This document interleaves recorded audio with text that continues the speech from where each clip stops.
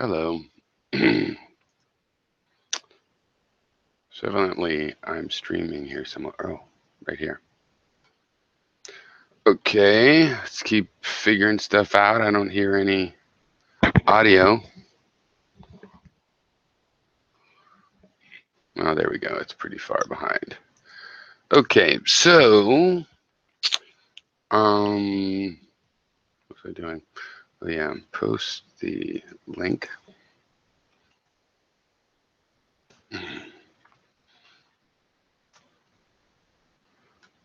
So I have a few things I wanted to talk about. And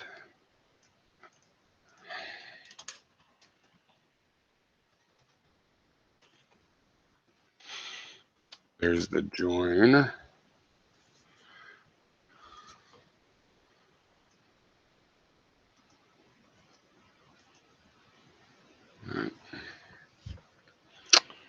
All right.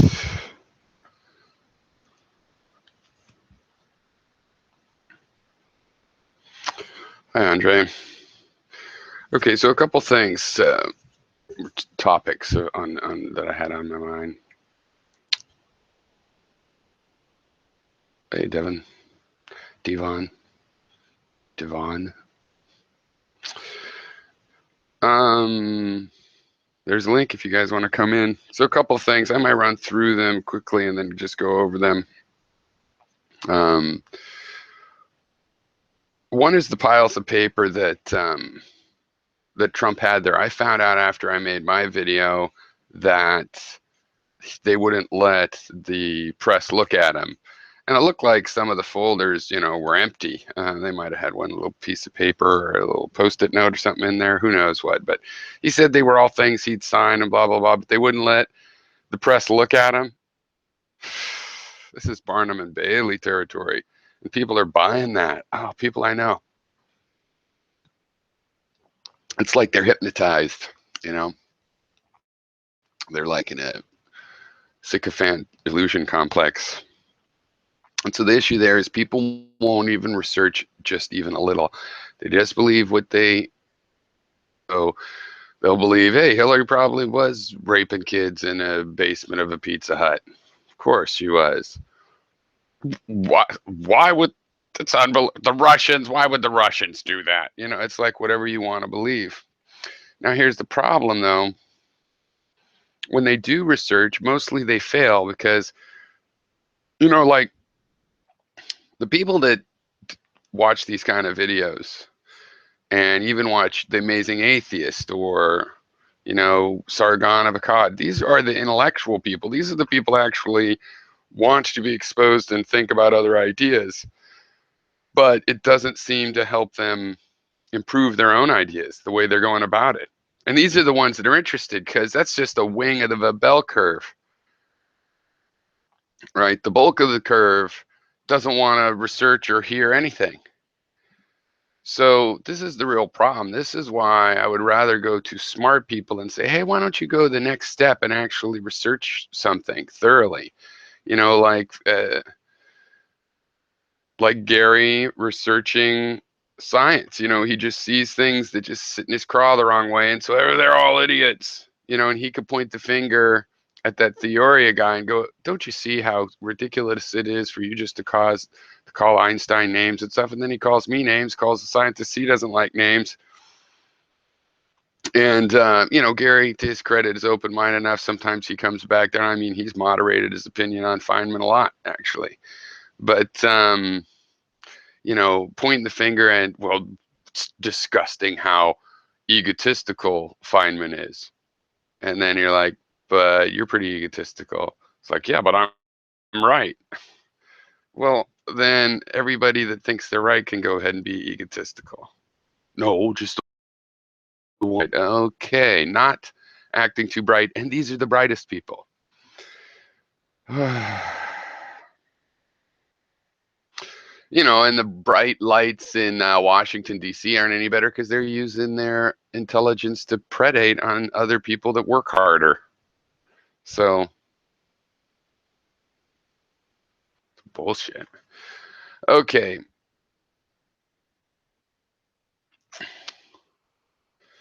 So another thing I was going to say is I've seen that Theoria fake science thing and Gary's fake science, and they both of these guys say that um, the single slit and double slit patterns are the same. And of course, they're not the same. And Gary just doesn't really, this is a really slow thing, is that here's the deal. If you just do the slit experiment with something that behaves wave like light, when you have a lot of light, it acts, that's how a prism works. There's a lot of reasons that, it's related to waves. Now, when you take a single slit diffraction pattern for a wave and put it on another one, the result is the add up of the two of them. The problem is, since we've seen that the photons are particles in the sense that they create just one speck on the photographic paper at a time, one speck, you could turn your laser down so low that just one photon comes out every second. You just have one photon. So how would you see this effect of the overlap of two patterns when there's one particle going through one slit at a time? To see that pattern, the two slits have to be active at the same time. So that's the weird thing. And then there's just so much rhetoric besides, like Hythloday pointed out, that Theoria is just like Star Trek dilithium crystal flux capacitor language kind of guy, seems to be good enough. Both of them evidently don't care about the math at all, because they're not the same pattern. I mean, it's wave mechanics, just adding up wave crests over time, that says what the pattern will be in both cases. So there's similarities because the two waves are working together to create the final pattern. The thing is, you need two waves. If one particle was one little wave with that part, and this is the thing too with Gary, is like he can't answer any even lightly challenging questions really. But why the fuck does he even think that light is a particle to begin with? In our macroscopic experience, it reacts. Hey, Andre, I just saw you.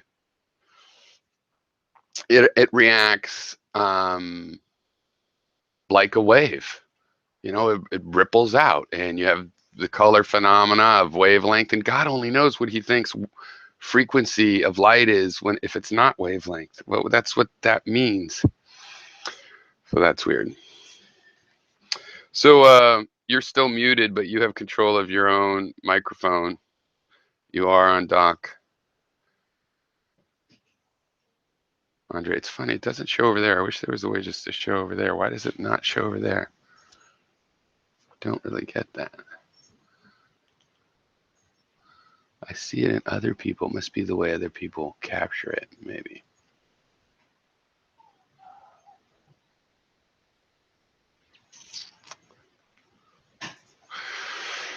So, hey, yep, you're turning on and off, but I can't hear you. But I could see your roof, your ceiling.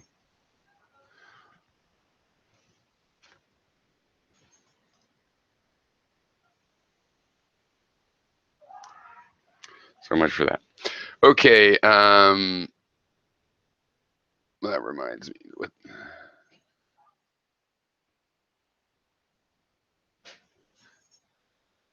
Well, it behaves more like a wave. The weird thing is they had this debate for a long time about whether light would be a corpuscle, particle, or a wave. And the first thing they noticed in that was that it was wave-like. That got proved first, and they expected the particle stuff, therefore, to not pan out. But when the particle stuff also panned out, then we had a problem that nobody's really wrapped their heads around yet. All right, so I also saw a video of Gary's is the WTF recently, and he was talking about basically a reply to my video to Trick. And he talked about how the fear of death, right? And that if you're in one of these crises, you're not going to think that it was okay. All of the good times you had make, going through chemotherapy okay. No, it is the kind of thing that'll make you want to survive instead of give up, hoping you could get back to that point. So I do think it's good enough. But he brings up something important here. without knowing it, of course, totally on accident, unintentional on his part. Um, okay, Andre, there you go again. So, which is the real problem. The reason humans are thinking this way is because of worry. We know about death coming. We broke our foot one time and figure it's going to happen again sometime. Hey, Infinity. So Hey, it's the what's up? fact, nothing much. How you doing? I'm all right.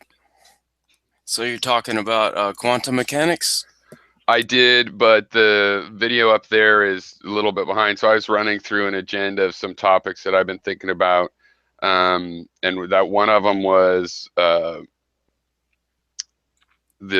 what I did was I segued from people that believe that there's writing on that paper behind Trump into people that believe whatever their scientific fantasies are, and then into this picture I'm showing about that. I noticed this guy Theoria, which is this other um, Wait a minute. So photographer. you're talking about some sort of psychological aspect of people believing certain things about oh there's Yeah. writing on that paper. Yeah. Definitely there's writing on that paper, and also what? Okay, well, I'm blurring it all together in a way because I was segueing through basically a list of potential agenda items. One is that pile of paper and the fact that people think that that might mean something, but they don't research and find out that he wouldn't let anybody look at the pieces of paper. I didn't know that when I made my video earlier in the week. I just, sensed it was a prop. And even if he was going to let people look through it, yeah, I figured it would find out what it was or what it wasn't. But no, he wouldn't even let anybody look. So there, to me, there's an issue there with that we're researchers, that people won't research, right? And then we're the researchers, all of us, even the people watching Sargon of Akkad or the Amazing Atheist, are getting exposed to other people's ideas that they disagree with more than your average person. They're the smart ones, really, that are researching, and they're just doubling down on whatever they want to believe. So we got a real problem because even when people do research, they'll read some Breitbart thing that said there was something on that paper, probably, you know? Okay, Right. but then it segued into this other thing, which is I just noticed Theoria, this one science theory guy, photographer, that says there's no particles and that they don't have speed, and Einstein's an idiot and he's a Tesla fan. And Gary, they both repeat this thing that the single slit experiment and the double slit look exactly the same. And the Theoria guy says he even did the experiment and made a video about it. And what they're talking about is I looked at a light and it was lines, bands of light. It's the same, and it's like that's not what we're talking about in physics and the math of the physics. No, it's like exactly calculating the exact intensity at absolutely every point in the image, the resulting image. It's Yeah, not that they qualitatively both look like a rose and by any other name it's similar enough.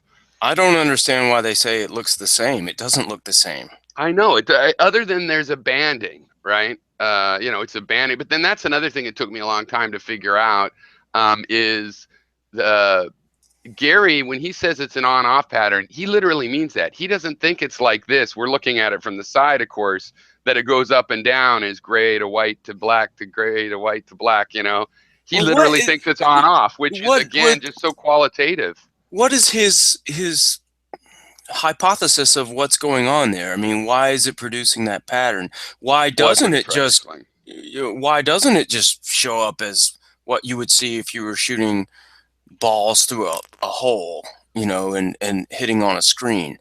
Why doesn't it show up that Well, way? he's made an end run around that issue by pointing out that okay, so the thing is when you have two diffraction patterns of waves and they overlap, they are indeed, the result is the result of overlapping those two patterns, right? Hmm. So the only reason it's weird in the two slit is you do it with a laser. You turn the laser down way low, so just one photon comes out every Right. second or half second or whatever, and you still see the double pattern. But if there's a particle, which you have every reason to think, because if it's photographic paper, one speck appears on the paper at a time. Hard to see with paper, but when they have with CCDs, you actually can see one photon hitting it at a time, and it fills in. So it's like you have a pattern that makes sense for waves. Now, the weird thing about this pattern in terms of truly weirdness, well, there's maybe two things. One is, why would you even see it with a particle? And with the particle, this width of the slits, like if you're shooting electrons through, you're not going to notice the diffraction lines because it's going to go down to zero like right away. But you do notice the interference because you can kind of provoke that better. So that's kind of weird. But the weird part is, like, there's crystals where if it can tell when Well, a photon goes through it, and I think then you're straying away from what I was asking. anyway, yeah. And also, I was trying to do high level. So the main thing there is I don't get why they both are saying there is no difference between the one and two slit. It doesn't Well, make sense. Of no, I course, mean, there's a why? difference. What's the hypothesis though of Well, why? Gary's just working back from he doesn't like the things he saw in Well, in what yeah, I to mean, I believe. know that, Yeah, so but he's trying to defy that, but he hasn't really. I don't think he's actually thought it through. Forget the hard science part, but just this part of well, I remember I was talking to uh, Nummy Num about this, and he totally accepts, I think, at least most of what Inmenhem says about this subject, and he was saying that this has something to do with the material and how the atoms caused some sort of, I guess, deflection, angles of how the particles, well, his current idea is that it's something like a magnetic field line. You can imagine, the iron shaving lines of a magnet kind of thing. That he's saying that somehow the electrons or whatever the particle gets slotted in to those, and those things shoot out, and that's the diffraction pattern, right? So it has there. nothing to do with wave interference. It has to do with like BBs going on a groove surface and ended up locked into one of those What grooves. creates that field? I'm confused. Yeah, well, he does. So is he. So yeah, I mean, he doesn't have an explanation for what creates the field. He does. He's got these tons, and the tons are flying around, and there's a certain amount of tons, and the particles like a whole bunch of tons swirling around each other. And Okay, I don't understand that. but the real thing, and then the issue between those bullet points, is really, why does the nummy nums believe it? Right? I get some guy saying, I'm going to spend my time thinking about the wonders of the universe, and I'm going to look at the stars and imagine what it'd be like to travel up there. And then I write a story or a theory about what it's like because I got basically a vision. It was my emotions, my endorphins shot off. I like the idea.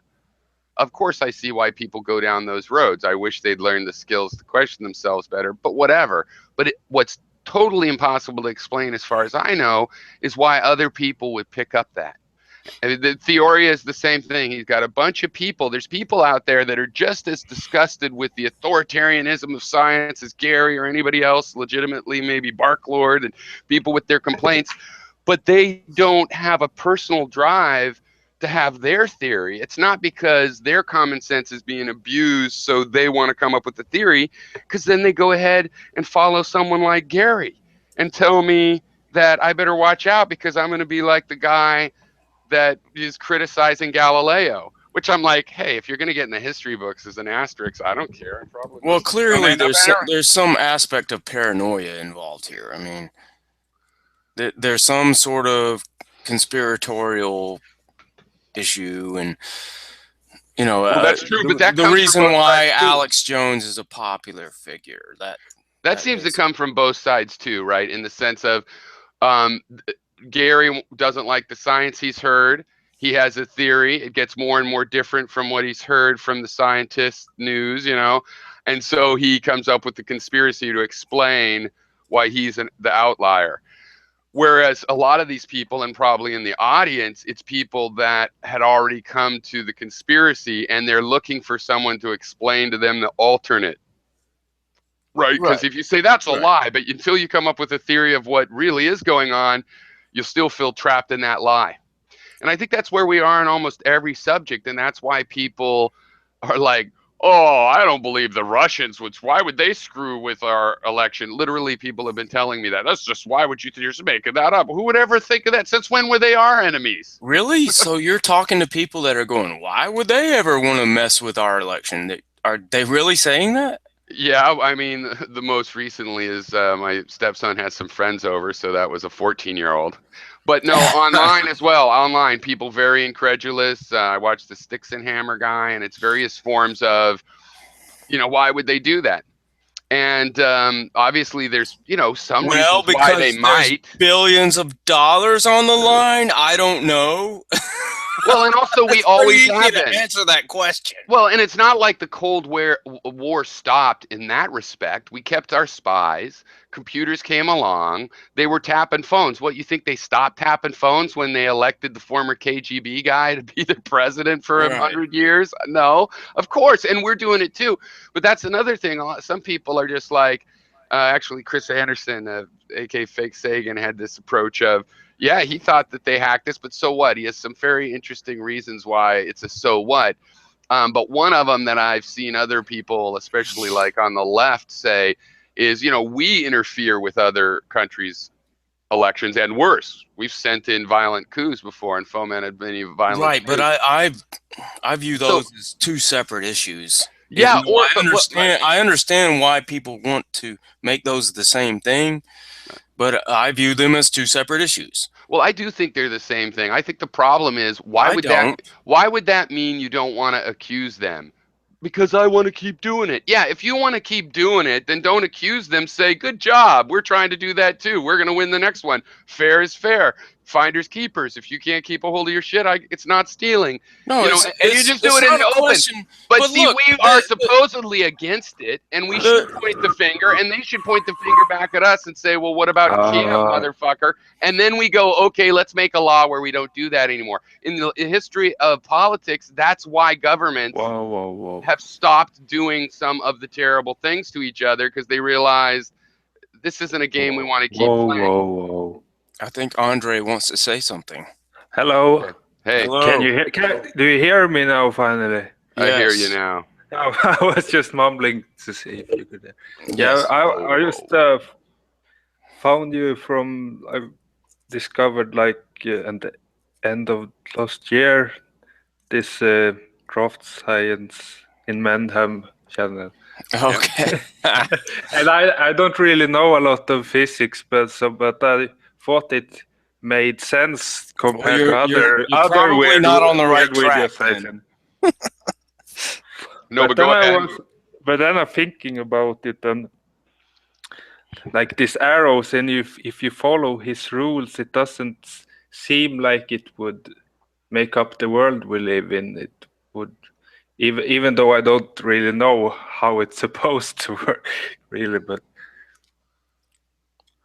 Well, why do you say that? Why do you say that his his following his rules will not produce what we see, essentially?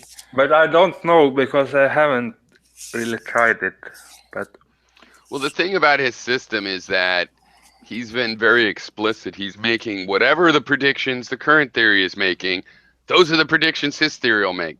So it's a philosophy of science exercise about the ontology, meaning what actual particles, waves do or do not exist, what it really is there in the universe happening.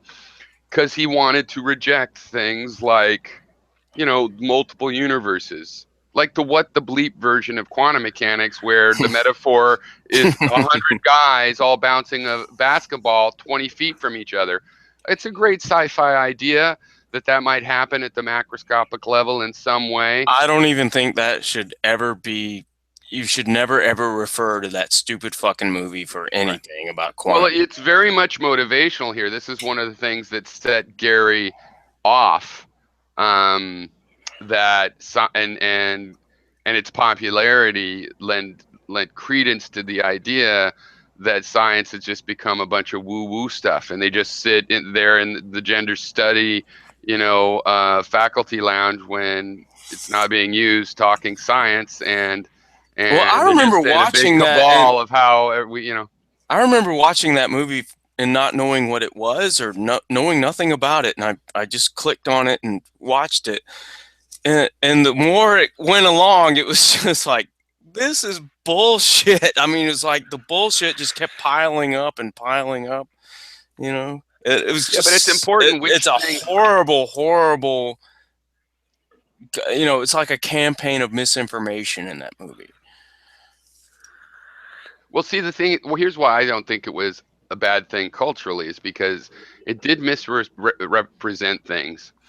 But that's how life is, not everything is the perfect representation. Just wait and have one perfect representation. What you have is a lot of representations so that people start to kind of understand it. And then someone comes up with a representation that just kind of gels. And that might last in the public consciousness for 1,000 years when that happens. So I went to college, learned about a little bit about quantum mechanics, right? And I'm like, this is some weird shit. We should be thinking about what if this is how physics, how chemistry works. It's different than our view of how the gears and bits of fluff in the universe, work together. This is not. There's four elements and stuff. So I was trying to explain to people these weird things about the two-slit experiment, and it was esoteric. Nobody even had a frame of reference of why they'd want to hear about it.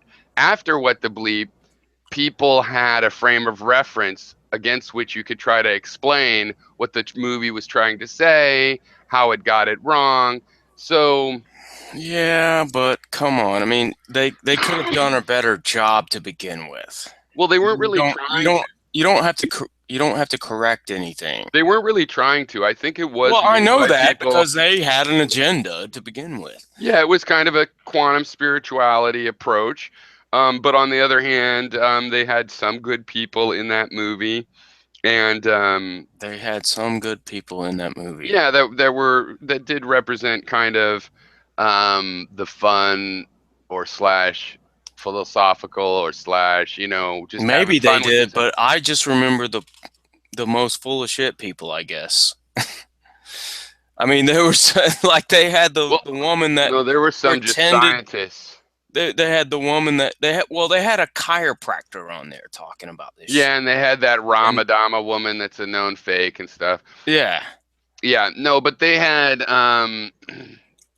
Stuart Hameroff, who's a neurologist that has some of these ideas that some people, but he's a scientist. He approaches it scientifically. And they had a couple physicists, and I don't think Neil deGrasse Tyson was in there, but they had a couple of scientists that were that kind of that poetic style. And then they cut him in and made it look like, well, that's more woo-woo dishonest, than. though. Yeah, Yeah, but I mean, I'm just saying they got some people in there, not that they use them well, but I mean that are in an interesting part of where the weirdness of quantum physics should be applied to our understanding of our lives and universe, just like the regularity of the Newtonian universe was used for that. We should use whatever we know about the world around us to understand how it's working.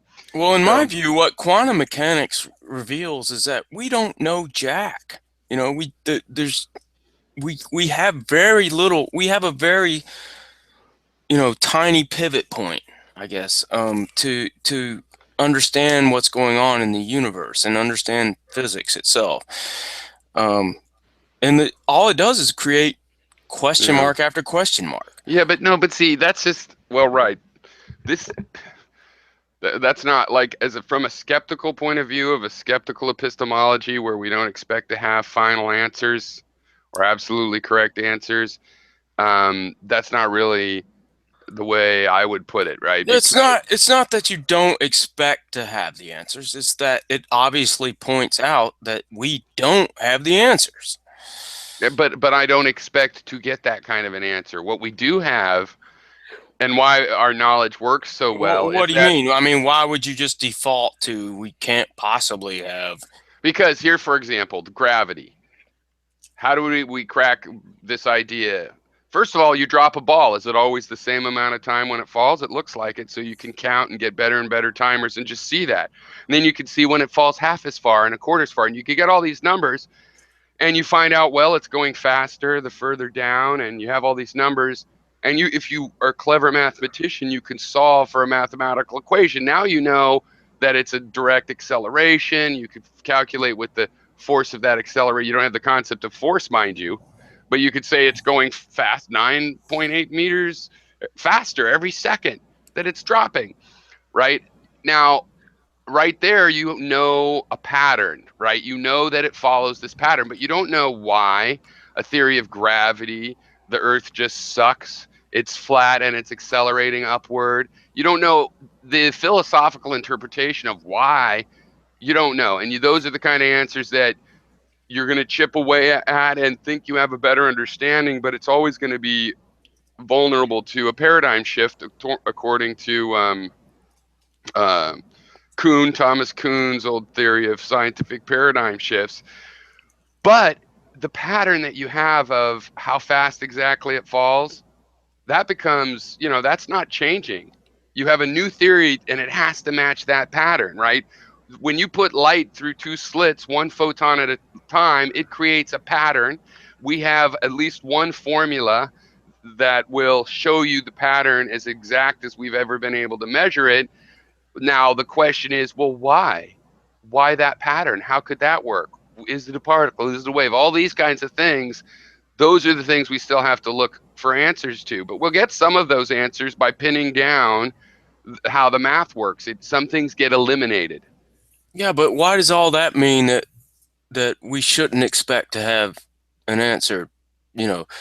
Why does any of that point to we should expect ignorance, I guess, is It's kind of like, what if there's a couple different ways to the grocery store, and you're saying there should be just one best way, right, to the grocery store? well, no, wait a minute now. You're trying to say that there's no objective reality. What's the best way to? No, I'm not saying that. I'm saying, what is the best way to understand gravity?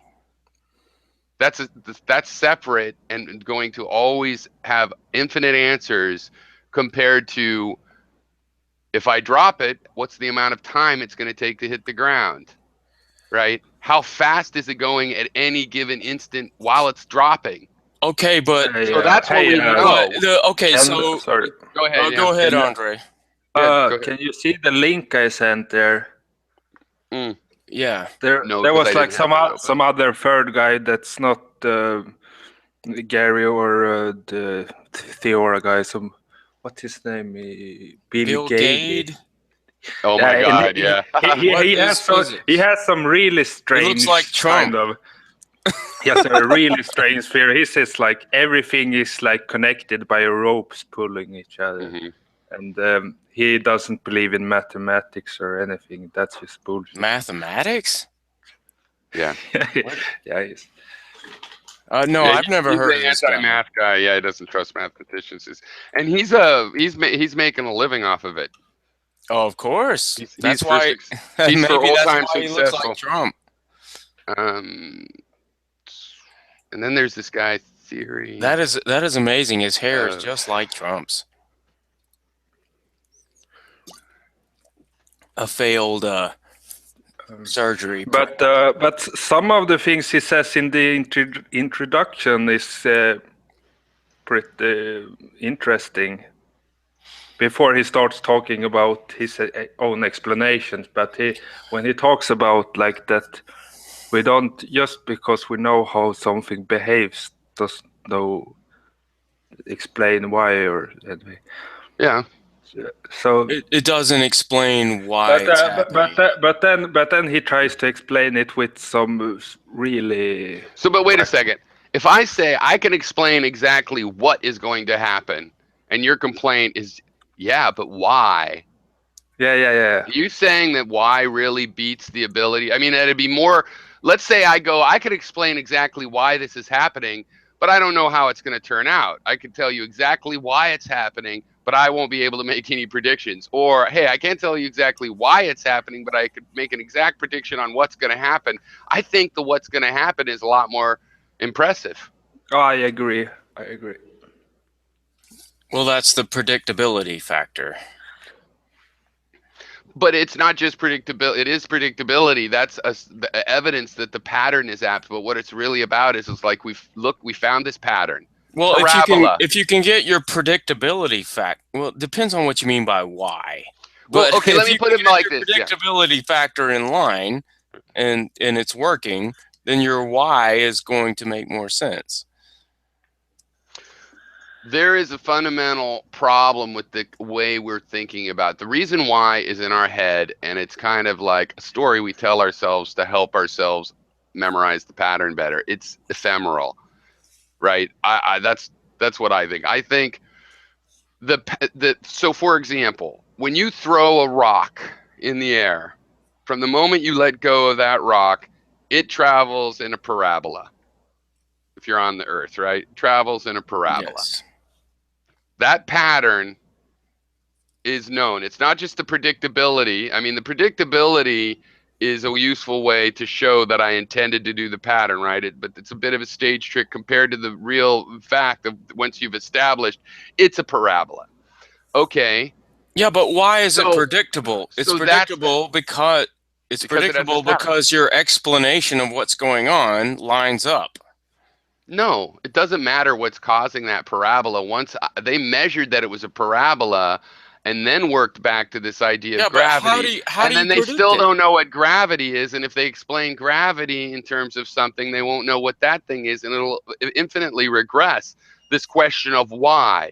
But it doesn't infinitely regress like getting the shape that that parabola will have from a cannon firing a cannonball.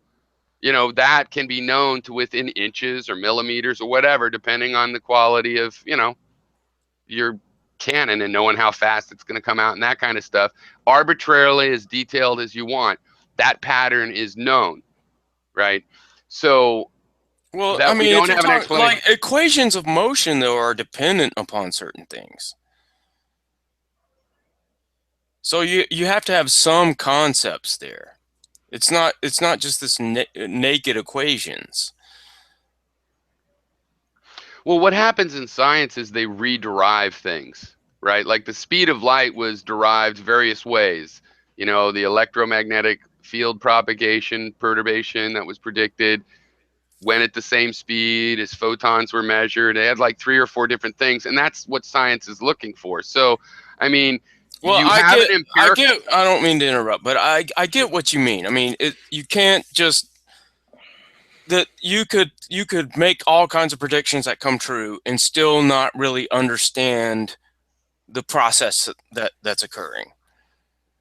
But you could just look at all the math and look at all the numbers, and you could still not really get You'll what never get it. process Why? You'll is never. happening. It's conceptually impossible for you to actually get to the end of a Y chain. There is no starting point of Y. Well, yeah, and why is just, to me, it's a tricky word, a tricky So concept. why, to me, why is when you're going from that pattern to say, well, why? Because there's gravity. How do you know there's gravity? Well, it's producing this pattern. Is that good enough? Well, once you've seen that everything in the solar system is moving according to this pattern, in other words, the pattern is not just, parabolas. Hey, it's also ellipses and hyperbolas. It's all of the conic sections. And why is that? Well, because the r squared, and that all fits together. It feels like a y. And now you know why the balls in the heavens move. But then we don't know why there is gravity, and is there gravitons or not, and you know what I mean. So after it settles in that we find a pattern beneath the pattern that feels like why, then we Well, go down there and we have to ask, but why this pattern? there's always the next phenomenon, There's essentially. always the next reason why, but you do leave behind you a trail of of as good as absolute answers, right? I mean, there'll always be a parabola. It really is a parabola, and with some wind resistance and everything else. I mean, that's figured out that pattern. If the explanation totally changes and it's not because gravity, but because, it's not because gravity pulls, but it's like Gary's gravity's pushing everything, it'll still be a parabola. Right. So we've left a trail of things that are going to be true no matter what, because any theory that comes along has to agree with those. Why?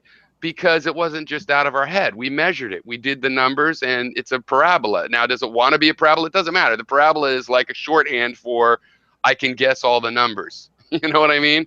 Instead of a table of numbers, like in the old days, you had logarithms with the table of logarithms. You know, you just look up what 5 squared or 25, you know, or the square roots of things. They'd look it up. Right. You know, get close as they could. And that's basically how experimentation is working. I mean, you're starting off with a list of numbers. You come up with an equation that could reproduce those lists of numbers, especially if you could change some of the parameters and reproduce numbers for an experiment you never did yet. And that's why the predictiveness becomes convincing that we have the right pattern. But it's never going to tell us about why. Now, it doesn't mean why isn't interesting, but my interpretation or my guess or how I feel of it, as I've thought about it, is that Y turns out to be the next pattern up, right? We have a pattern and we say, well, the reason we have that pattern is this bigger pattern that explains even more things. And that's why science has gone towards, we want a unified theory. We want one theory that explains every force in nature, not 2 or 6. We don't want thermodynamics and ballistics. We want one, and chemistry over there. Well, we want so one fucking thing. The why then rests on the gravity issue, essentially, according to what you just said. Yeah, well, that's just by coincidence, but I think we're going back to the problem with the stuff right now. It is gravity. Gravity is the big, like, you have all of chemistry explained that we can test or come up with. We even create weird new kinds of lasers and stuff, and the quantum mechanics standard model keeps guessing right. It says nothing about gravity. And then general relativity makes some sort of philosophical statements about gravity, and that's really weak stuff. Like whether space bends, there's so many different ways to look at it, right? Like, you know, when a light is bent by the sun, it's light actually falls at the same speed as anything else, right? You know how if you drop a heavy weight or a light weight from the Leaning Tower of Pisa, they fall down at the same speed? So does light. It's just so fast laterally that it'd be off in space, but that's how much it'll have been bent. So there's alternate Okay, I ways see of what you're saying. saying, yeah, there's alternate ways to say, well, why? So now, Einstein hit on something fundamental. We know that, again, because we tested it. His idea leads to time dilation, which we've measured. So, but it doesn't really say why that fucking apple fell on Newton's head, right? Just like Newton thought he was explaining why, when really he showed us the pattern, the Well, mathematical pattern. Doesn't it kind of say why though? I mean, it's saying that there's an indentation in space time Yeah, no, that produces that effect. right. But I'm saying, and it's hard to get out of my head here, but I'm looking back in the history of these knowledge, and I'm saying it sounds like why to us. Right. But once it proves itself as an accurate pattern, it will just leave a whole set of, but why would it be that way? And all we'll really have out of it is how to calculate how much distortion, quote unquote, there is in space. Well, has it proved itself as No, an I actual don't think it has, because I think it is just purely a mathematical thing that has other mathematical approaches available to it. So you reject the whole lensing thing then? No, there's definitely lensing is 100 for sure true. I'm saying there's more than one way to explain it. Right? Okay. Like, for example, light is particles, and photons fall just like all particles. Now, they don't have mass, but they have equivalent mass. So part of the reason, the physicists like to say that photons are massless, but because of EMC squared, they do have a thing called equivalent mass. But since they're massless, they don't fall in gravity. Instead, they're bent by space-time, and so is all the other mass. That's why everything falls. So it's that did not make any sense to me. Okay, let me put it this way. Like, if you there's an interesting equation I always liked, is x squared plus y squared, or minus y squared. Okay, and that is equal to x plus y times x minus y. Okay, so if you are trying to create a table of numbers, you could use either of those equations. Plug in all your x's and y's, and you can either multiply x times itself and y times itself and then add them, Or you can add them together and then subtract them and multiply those two answers together. Those are actually very different ways of doing it. They would take a different amount of time on a computer, right? They might be stupid mistakes you could make in one more than in the other, but they come up with the same answer. So if you have a black box like why, like the question why, that you can't look inside, and you figured out that here's the input numbers and I can always guess the output using one of these two equations, it doesn't matter, and you'll never be able to tell which equation is really going on in the box. And it might not be either of the two equations. The equation you have might just match some physical process that's creating the output numbers. And you could never find that out until you could break inside the box. So I think that's kind of where we are with space being warped. I do believe there's truth to this idea of space being warped. You know, general relativity tells us that time and space are being warped, and I think in a strong way, right? So I actually do believe that. I'm just saying I think we're at the point where I don't see how you could tell the difference between that and some. Actually, all I was really saying is that doesn't explain gravity, right? It doesn't explain, well, why does the mass warp space? You know, like if they figure out this Higgs boson and start fucking around with them and make an anti-gravity beam, then we could go, whatever you're doing, it's probably you're onto something, right? You know, but if it is warping space, yes, I believe it's bending space, but it doesn't answer why, and it could be something else entirely. It could be the tractor beam thing. I don't know why there couldn't be a tractor beam force. I mean, you know, that's Gary's thing, is like it's got to be outward, like gravity photons from outside are pushing you onto the Earth, and because that makes more sense to him. You know, a tractor beam is pretty hard to imagine that it would really be for reals, but that's what gravity is supposedly right now, and I agree that is a little bit offensive to the senses, right? Well, I don't understand the whole. I mean, I guess I haven't really looked into what Eminem is trying to present, but I don't really get that whole idea. Well, do you see how a tractor beam is a hard idea in physics, the way we've always thought of it since Newton and stuff, right? A tractor beam. So bending space is like, that would be better than a tractor beam. I made a downhill area. That's why I'm affecting you over there. I pushed down on the waterbed and you rolled to the center. You know, that's better than woo, tractor beam. And so that's what we're kind of dealing with. And Gary's answering the same kind of thing. Is like, there can't be a tractor beam. So it must be some sort of ever-present pressure that pushes things together and then shadows that, so it doesn't Yeah, get but what pressure? I mean, pressure it requires. doesn't work out mathematically. That's what's stupid about what he's trying to do. It doesn't work out mathematically. Well, pressure requires something else, though. Then you have to have some other kind of idea there. Yeah. Right? Yeah, that's what he's trying to pursue. I was thinking in this, like, usually he's representing it with red and blue arrows, and when they collide, he says they reflect or they exchange color, but you can't tell what's happening. So you get a purple arrow. So you could, no, but you could look at it both ways. Either you could say they change color with each other, the two arrows, or you could say they bounce off each other. The same thing.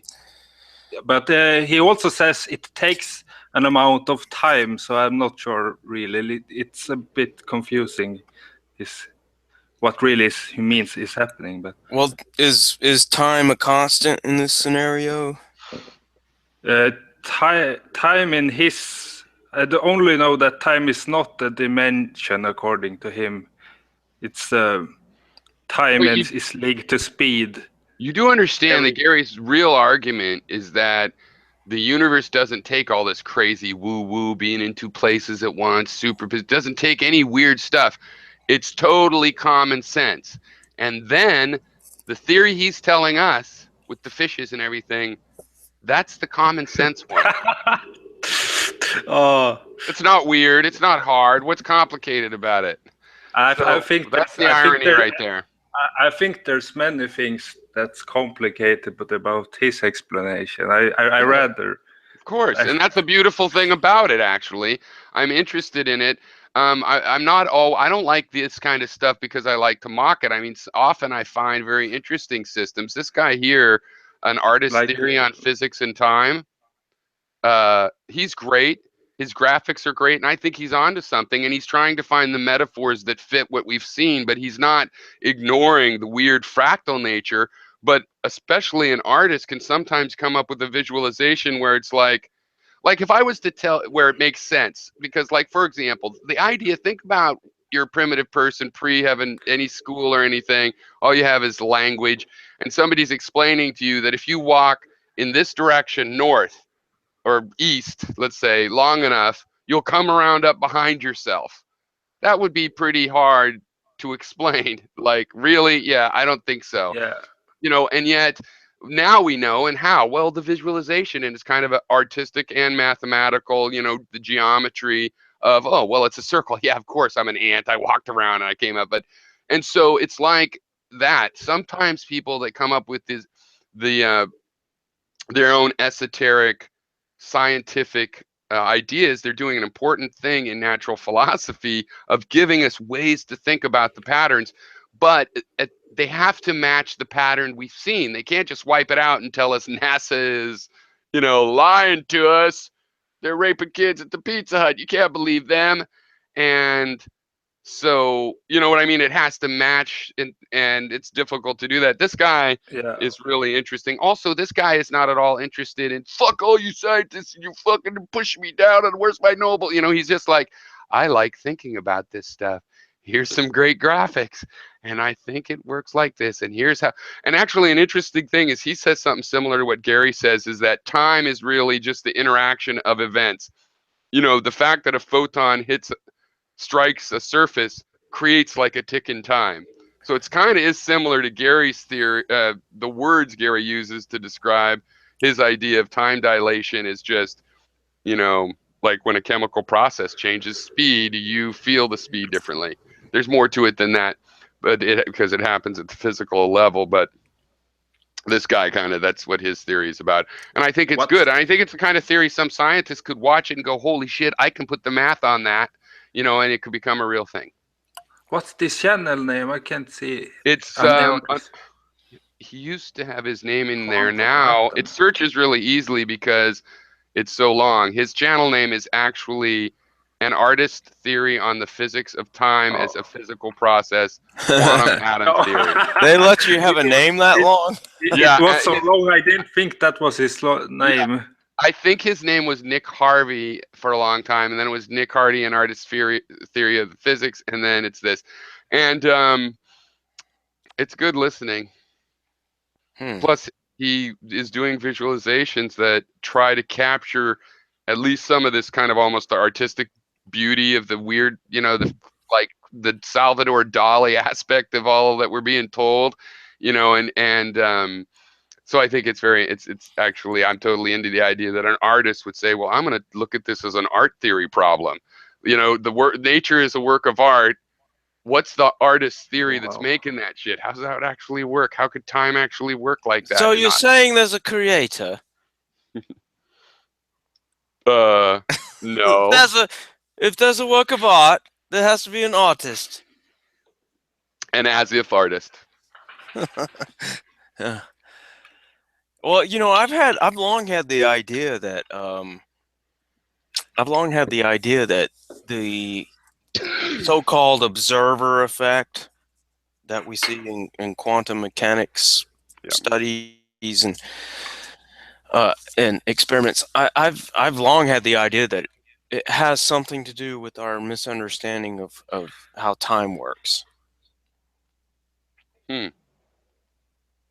Yeah, that's interesting. And our perception of time, I guess. Also. Yeah, that was one of the worst things about What to Believe, when they're showing the eyeball looking at the photon going through. It's not right. You ought to put the eyeball right down there, grabbing. It's not. The reason the observer, quote unquote, has an effect has nothing to do with that it was hooked to a brain.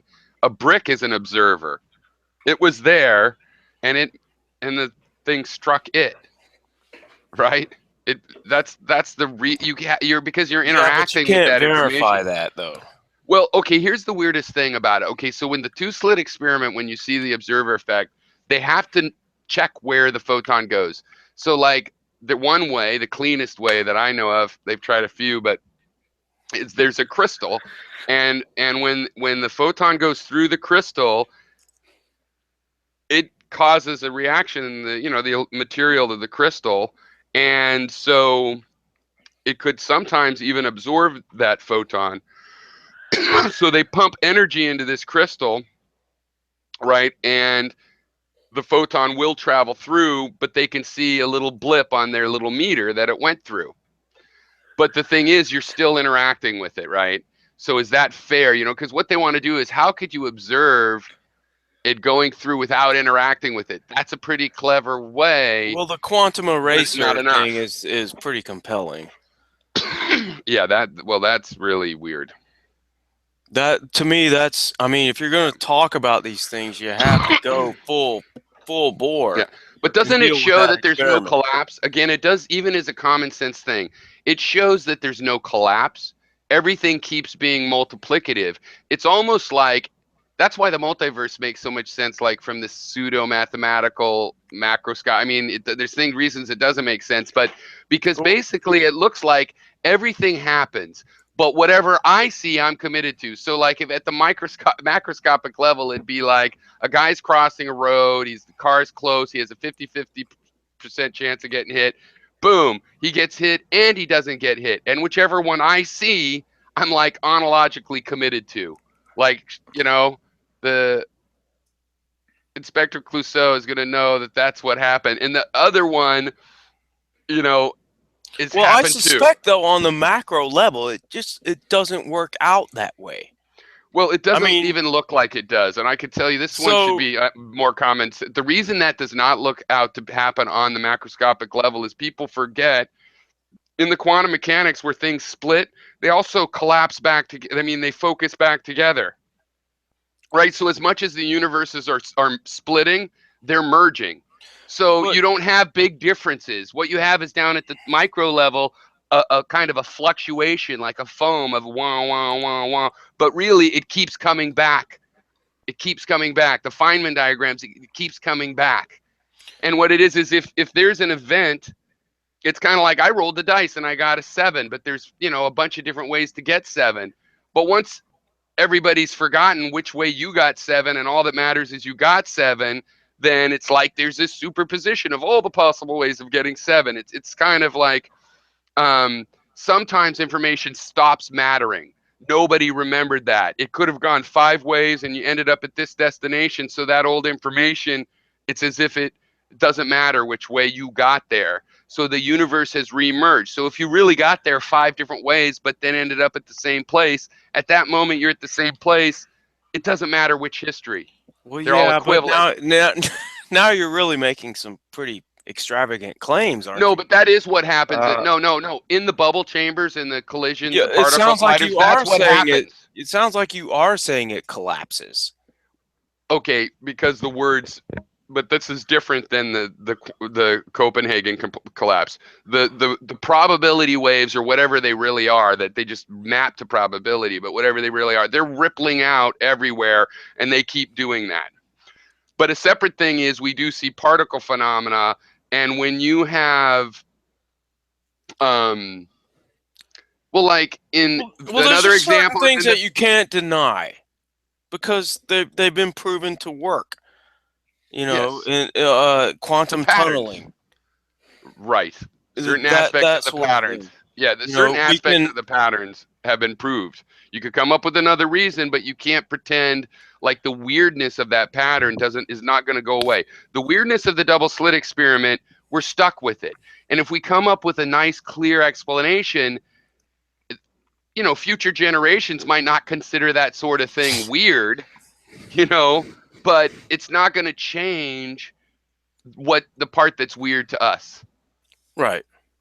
I mean, if we traveled into the future and heard that explanation would still be weird. And the people to Do you think we're ever going to figure that out? Do you think we're ever going to understand what's going on, really? I think it's possible to do more and more, and so if humans don't trump themselves over, then and we're here a million years from now, this will all be still Well, child's play. Because I think they're given zeroing enough in on. time, perhaps, yeah. I mean, they're zeroing in on the fact that, like with quantum I erasure, mean, it we're does have speaking to. from the perspective, and I'm sorry to interrupt you, but I No, mean, go ahead. we're speaking from Uh, the perspective of having gained so much progress in understanding the physical world over just, um, a few hundred years. in So the it just seems like, well, maybe in the next couple of hundred years, we could have this nailed down. Yeah. But uh, it, on the s- at the at the same time, I'm like, maybe not. Maybe we Yeah. never ever figured this out. well, I mean, the people in the future, they will have to learn so much from the past before they can advance. But that's the reason which is why why it's And, we so and we can't have much a, always. more. That's the reason why it's so much more likely. Really, I mean, standing on the Well, tell shoulders me of this: you think giants we'll and have all that. anti-gravity? You think we'll figure out gravity enough to have anti-gravity, or to prove it's impossible some reason? I think the energy requirements would make it Right. almost, who cares? Because when we get to that point, we will gonna have a paradigm shift where quantum physics interpretations will all be gone. The mathematical pattern will persist. We'll have a new mathematics that where if you put zero in somewhere, it'll simplify down to quantum mechanics. And the superstring theory and supersymmetry, that was Isn't that supposed pretty much dead? it's dead, right. And so, but that's what that was an attempt to do, to have a superset mathematics that does also explain gravity, changes the interpretations in significant ways, is still compatible to a degree, but it made a predictions on particles that they should have found already in the LHC. So hasta la vista, baby, because you're predicting particles that we didn't see when we looked at the place you told us to look. And that's, so the pattern doesn't have that in it. So your theory is, of course, they're going back to modify it because they have a lot of good ideas in there. And it did do a lot of sort of interesting things mathematically. And remember, Yeah, and it's not really a theory. the It doesn't parabola. reach Yeah. that level of theory in Well, they some. were getting to the point where they realized, hey, there are experiments that can tell us. And then they got to the point of, oh, fuck. Yeah, and that's what I'm saying. But when I was a kid, they Once were they still got to that point, right. But when I was a kid, or not even a kid, but I mean in my 20s, they're like, will, and some of the experimental physicists at Berkeley were like, I don't like that shit because, so they never all got along about it because they were saying we'll never be able to test it. And I was like, sounds like a good approach anyway. Keep doing it. You'll figure out a way to test it. And then sure enough, as we get better and better material science, better lasers, a few tricks here and there that people figure out, it built $1 trillion to build a ray right. gun, and we could test it, and yay, it's a good process. But it's also tragic because, yeah, I mean, a lot of physics, maybe half of physics departments had turned over to like supersymmetry stuff, and right, going strong with all the confidence in the world. They thought that the LHC would show their theory correct as much as Gary does, and they're just as wrong, and they tried a lot harder. So, yeah. So I yeah. think some system like that will come along, though. We know that it's not done. There has to be some way to explain how everything works together, right? We know that just because it all works together, right? It does interact and do its thing. So there's got to be patterns that, we see the patterns, we should be able to figure them out. But I do expect it to be esoteric, like fundamentally esoteric forever. Like they'll get the pattern down, but it won't really make sense to a human mind, really, ever. It'll make more and more sense, but it'll always seem kind of weird. I mean, I think like the philosophical idea that the universe isn't that, or like truth is stranger than fiction. That side one. Okay, it's already strange enough that nope, we would not have thought this up. This is weirder than any science fiction story or horror story or vampires or aliens run the Yeah, but world. why is it weird to us? It's weird I to know. us because we are evolved creatures on this planet that evolved in certain ways for survival. Yeah. And so our pattern recognition is Just not entirely tuned to based. this side Yeah, of things. Yeah. it's entirely based on just surviving.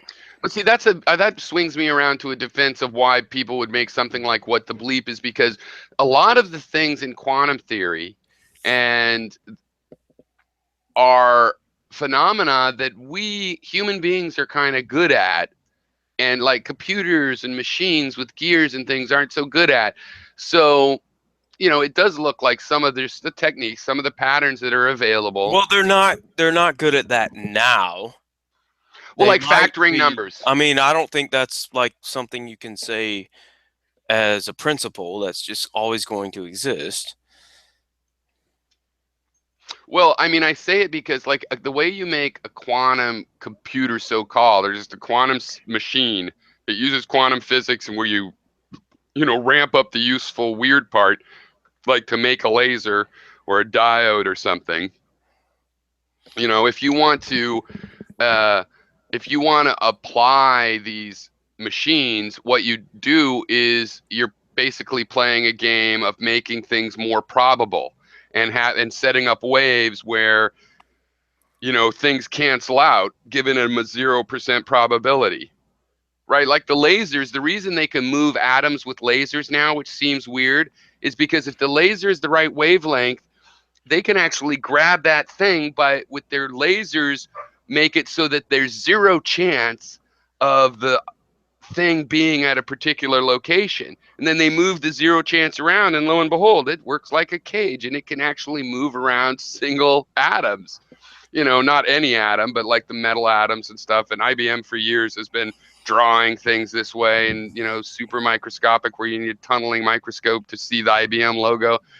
And it's all through just playing with tricks and about the frequency. You rattle something into this case in this standing wave where there's a still spot, and it tends to sit in the Well, still I spot. mean, I don't get what you're saying about that though. I mean, what's your driving point there?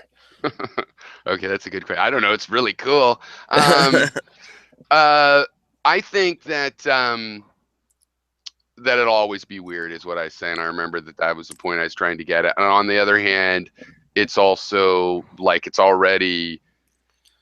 we know enough of the pattern to do amazing things. Well, we were talking about how machines are gears, and they do these certain tasks that we ask of them. And you were saying that there was something about humans that was different than that. Oh yeah, And then I'm sorry, I went way off on the tangent. It's just because humans work with probabilities. Like when you visualize, yeah, but what does that even mean? Visualize hitting the ball. If we're going back to the whole why thing, I mean, what does that even really mean? Because are you saying that in quantum mechanics, when you make something? let me just frame it. Okay, sorry, go ahead. Let me frame it. So, are you saying that the future doesn't exist yet, essentially, and we can make certain calculations to try to predict how that future is going to. Right. Like there might be a finite number of futures, but does the future actually exist, and we're just sort of flying through it, and those probability calculations are just trying to figure out what's already been determined? Well, no, I believe there's more than one possible future. And it might have already been determined, and it's just like there's a fork in the cave up ahead. So then how does that line up with, do you accept relativity? But here's the thing. Let me just finish with the other thing. The quantum mechanics brain thing is just that in quantum mechanics, if you made something, when you make it more probable to happen, you actually can make it happen that way, right? So when when the human brain visualizes, right, but you're just hitting the ball, you're actually making it more likely that you would hit the ball. So you're assuming your conclusion there, though. No, I'm not. I'm saying that in the question of will, and whether there is will and we can change the future, right? It's the way our will tries to change the future is by visualizing ourselves getting up and making breakfast, and we visualize what we're going to do in order to Yeah, make it it more still likely sounds that. like you're But And assuming. sometimes we don't do it. No, well, I'm only talking about will. And quite separately, that is also how you create a quantum system to do something that you want it to do, is by playing with the what's probability. You can't force it to do it. You just set up the probability so that it's more likely. Well, it's a statement of faith. There's no way you can know that. but what's the connection though? Like, I'm not saying they're absolutely connected. I'm just saying there's some similarities on both sides. We should think about possible connections between those. Since we think our brain is a physical thing and it's working by chemistry and chemistry works by quantum mechanics, I wouldn't think it too weird if there was some sort of a relationship between how quantum I, mechanics works and how the chemical brain works. Yeah, but I that's would it. Well, I go would ahead, think Andre. I'm that sorry. was I would think that was strange because we don't like entangle particles and stuff in our bodies with just cells that are much bigger than particles. I don't see why there would be any quantum thing going on just because we think in probabilities. We think in many different ways. But here's I the don't thing know. I'm saying. When you look for an event in quantum mechanics, where you look for an event and other places you don't look for an event, you put a mirror there so it would reflect an event and you don't look, you don't measure. By doing that, you actually make it more likely that it'll end up where you were looking from. So with your brain, it's as if, I bought a Pathfinder way back in the day as car, and I started noticing them around. It happens. You buy a car, you'll notice the other cars around.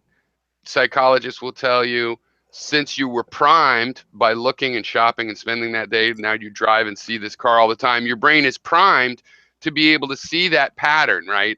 Since it's a fresh pattern in your mind, you're more likely to be notice it. When the blurs of colors come by in the road going the other way, you're more likely to get a quick blink, blink, hey, it's a Pathfinder. But if quantum mechanics is involved in quantum mechanics, the fact that it's more likely that you'll notice that car also actually makes it more likely that it is that car. So that seems impossible. But the similarity between those two things means we should wonder, we should look quantum mechanically, how far does that kind of thing go? I would say it doesn't go to that macroscopic level because, as I said, the way I see it is the splitting universe is back together again a half a nanosecond later. So it's just like bubbles. It's like there's a fizz. It's not splitting in two and ripping asunder. So I don't think that we would actually have some sort of psychic power to actually make there be more Pathfinders just because we're primed to be able to see them. But I do think a movie like What the Bleep is right on to put that kind of idea out there. I don't think you're addressing what he was saying exactly. At We're least, all over the map now. I'm sure I'm not addressing anything anybody said. I've gone off on 10 tangents for every point. well, you would have to show why I love this stuff, though. you would have to show why mental processes are definitely quantum related. They're not definitely. I'm not saying that. I'm saying just a one sentence thing of quantum mechanics is about adding probabilities. Quantum mechanics is about adding probabilities. Human thought, a good plan is about adding the probability. You can't really predict everything, but and so those similarities to me are like, we might be able to learn something that improves our thought processes by taking how things happen in chemistry seriously. But I got to take a break, you guys. I got to take a leak. I'm drinking a couple beers, and now it's leak time. Okay. I'll be right back. I'll put off here, and I was wondering if I'll ever have if Gary will ever show up again. He's still making videos to me. If he says you fucker, he's a liar, I don't watch the video. But he doesn't always do that. As a result, I've noticed he doesn't always do that. It's weird. Sometimes the most offensive things, like I expected him to just tear me totally up on why a stray cat living 2 years. And he did disagree with me, but he wasn't in his most rude self. Whereas if I say your scientific theory doesn't make any sense, fuck you, you liar. It's weird, right? Because if anything, his stronger point would be with the cats. I mean, I think what I think, but anyway, see you in a sec. Oh wait, that's what I was doing. I just in case, I will give the controls because if anybody comes in while I'm gone, yeah, right. Fucking, they're scared. Share controls with infinity. Okay, bye. I'll be like 5 minutes.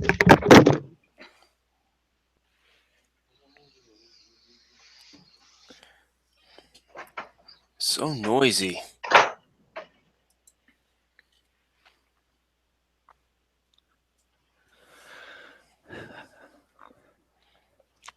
So Andre, you're here because you were watching some in Minham videos, or was draft science? Yeah. I saw his responses to Pyro, and he's really angry stuff. And then I wanted to see what he was responding to it. I just find those videos hard to watch. I watched like one or two of his draft science videos. And I don't know. I just, for whatever reason, I'm not really sure. I just couldn't really keep watching it. I guess. I don't know. I maybe he's onto something, and I'm just, not bright enough or quick enough to grasp onto it. But yeah, to me it just seems like it could be a little more organized, I guess. Sure, but I don't think he has come up with everything he wants. Like, even though he's done it for years, but he's still changing his explanations. Well, I like a lot of the stuff the guy talks about, other than the science stuff. I mean, I it's not like I'm against him or anything. I grasp onto a lot of the things he says, and I agree with a lot of the stuff he talks about. And I think he's a really smart guy and an interesting guy, and I give him credit. But yeah, I just can't really grasp onto the science stuff he does, I guess, for the most part. At least that's I watched his other channel, and I don't like some of the stuff he does on there, but he's an interesting. He brings a lot of interesting ideas to the fore. And that cat thing, that was really surprising. Like, well, I didn't. I don't. That was unexpected. Like, if it's a vegan to think like that. Well, I'm not really sure about that. I didn't follow that at all or watch it.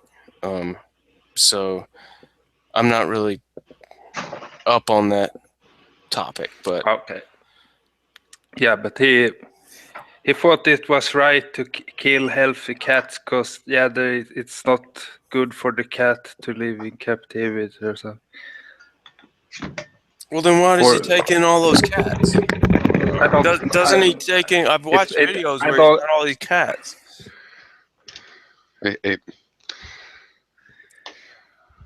Yeah, so why does he? If he's, that seems incongruent to me, but I don't know. Maybe I'm missing something. Can have. But he definitely has his own opinions. Yeah, obsessively so. They have to be his. That's a part of what's driving him, but that's a whole bigger subject. So you became aware of Gary through, you said, through draft science. Yeah. I so saw do you know about his invention? Yeah. How long was that ago? Maybe three weeks or something. Okay. I saw just a few days after that he had a lot of other channels as well. Right. Yeah, and his big thing is antinatalism. That was another one on my list that when you guys came in and I was just getting into. So have you picked up what antinatalism is? I think he has the most ground. I didn't even know what that was before, but I saw some video and looked up what it meant. But so it's a funny experience. Really thought about that too much, but it's a funny experience just because when we started talking about it, because of Gary, 8 years ago, we didn't know the word antinatalism either. That came in like 2 or 3 years into it, as far as I remember. I don't remember exactly when, and then, oh, there's a word for this. Oh, and so I consider that one of the interesting and, positive about this kind of conversation. Not that we end up agreeing, but we learn words that make it very easy to think about these things. But yeah, so, I think it's yeah, a bit pretty strange positions. Like if you don't yeah, want kids, yeah, that's fine. But if you're like, oh, no one else should have kids either, that's yeah. bad. Poor kids, they will just suffer. I think basically what you're saying sounds like, I think the simple approach about Yeah, the yeah, issue yeah. is It's it's a simplified, pro-choice, but right? I haven't heard about it before, so I don't Well, but know. what you said is it implies it's a person's individual choice. It's just like abortion. It is abortion. It's just like whether you get heart surgery or not. It's a personal choice. Seems to be the simple answer. But the reason I'm so willing to go into it for years and years is because Camus said, it stuck with me when I read it, that, really, to have suicide, to be suicide or not, why live, to be or not to be, that's kind of really the one important question in philosophy, really, that everything kind of is going to lead back to that. And that's a little extreme. There's other things, there's math and all kinds of beauty and aesthetics, but it is sort of the most important question that we're I going to don't. address with But is philosophy, is to live or not. that's not really antinatalism, though, is it? It is. It's a gentle murder of a species. It's like, we don't want to kill Yeah, but individuals. We're liberals, but kill a that's not an species, that's individual. fine. Hold on, that's not. But that's not to be or not to be. I mean, it is in the broadest sense you could think of, but Yeah. typically we think of to be or not to be on an individual level. Yeah, but that's That's what's interesting separate about from. antinatalism, is it raises it to a deeper one of, should we all be or not to be? To be or not to be as an individual is like, of course, certain individuals might decide not to be. And I personally have always, like Gary, like a lot of people these days from a young age, even though it was unpopular, Kevorkian, there was a reason he got popular. It was like people had kind of thought, yeah, you see these miserable people, you ought to be able to euthanize yourself, Right. you know, Yeah. and even if you're doing it because of you're But I depressed just and it's think sad, it should be a personal. antinatalism. I'm sorry to interrupt you, but I That's just think okay. I think antinatalism is asking a different question, because when you get down to your individual self, and okay, I'm going through shit right now, and I don't even see any point in going through this. That's a different question than, because someone is going through shit right now, then everyone should not be going through anything. Well, what I was thinking is it's because we are smart enough to be neurotic. Human beings are smart enough to know we're going to die someday. Every one of us can figure it out quite young now and is told that. And and because we're so smart, we can keep that in mind, and that can make every living moment miserable with worry and stress, because we all know stress is the worst thing for you. It feels bad, and it's really bad for you. At least, fucking McDonald's hamburgers taste good while they're bad for you. Stress is bad, and if you could be stressed about fear of, I might break my car might break down and all of that kind of stuff. And when I was young, I went through a paranoid period of my life. But then I realized when shit really did, I'd worry my shitty junky car was going to break down on this 10-hour trip I decided to take for no good reason. And but and I'd worry. But when it would break down, I'd just deal with it. And I always was able to deal with it. I didn't, and so I started to not worry again, like I hadn't worried when I was younger. Yeah, And I but think I it's don't. kind of like that. If you can't get over that worry, that's what makes the misery of life seem to ruin all of life, is that you actually do, that you put the shit in the whole pie, Well, you're right? just saying that because people are worried, then they shouldn't be worried, and Well, that's part of their problem. So we can just dismiss the whole idea. I don't really think that's fair. but I didn't say they shouldn't be worried. I think that's what you were saying. That But you're like you. getting ahead of it. What I'm saying is that what explains the idea that if a mouse is going to be tortured for 4 hours by a cat, that means it's 3 years of life was not worth it. Why would you think that? Why would 5 hours of misery Well, that's a different necessarily? issue then. Well, That's I a think it's different issue. related because this is what they're all saying. I was arguing with Trick about, this thing where Gary was talking about once he had the strength of will to have two healthy cats Well, put I down. think, yeah, I mean, I think you're putting forth a different argument now. I mean, I think you're saying that Well, I'm not now putting, this is it's frustrating. I'm not okay. putting an We argument should, yet. Uh, I'm well, laying down the definitions and the ideas before we argued them. Right. So the prime proposition at the moment is one, there needs to be an explanation of why a bad 6 months at the end of a 90-year life.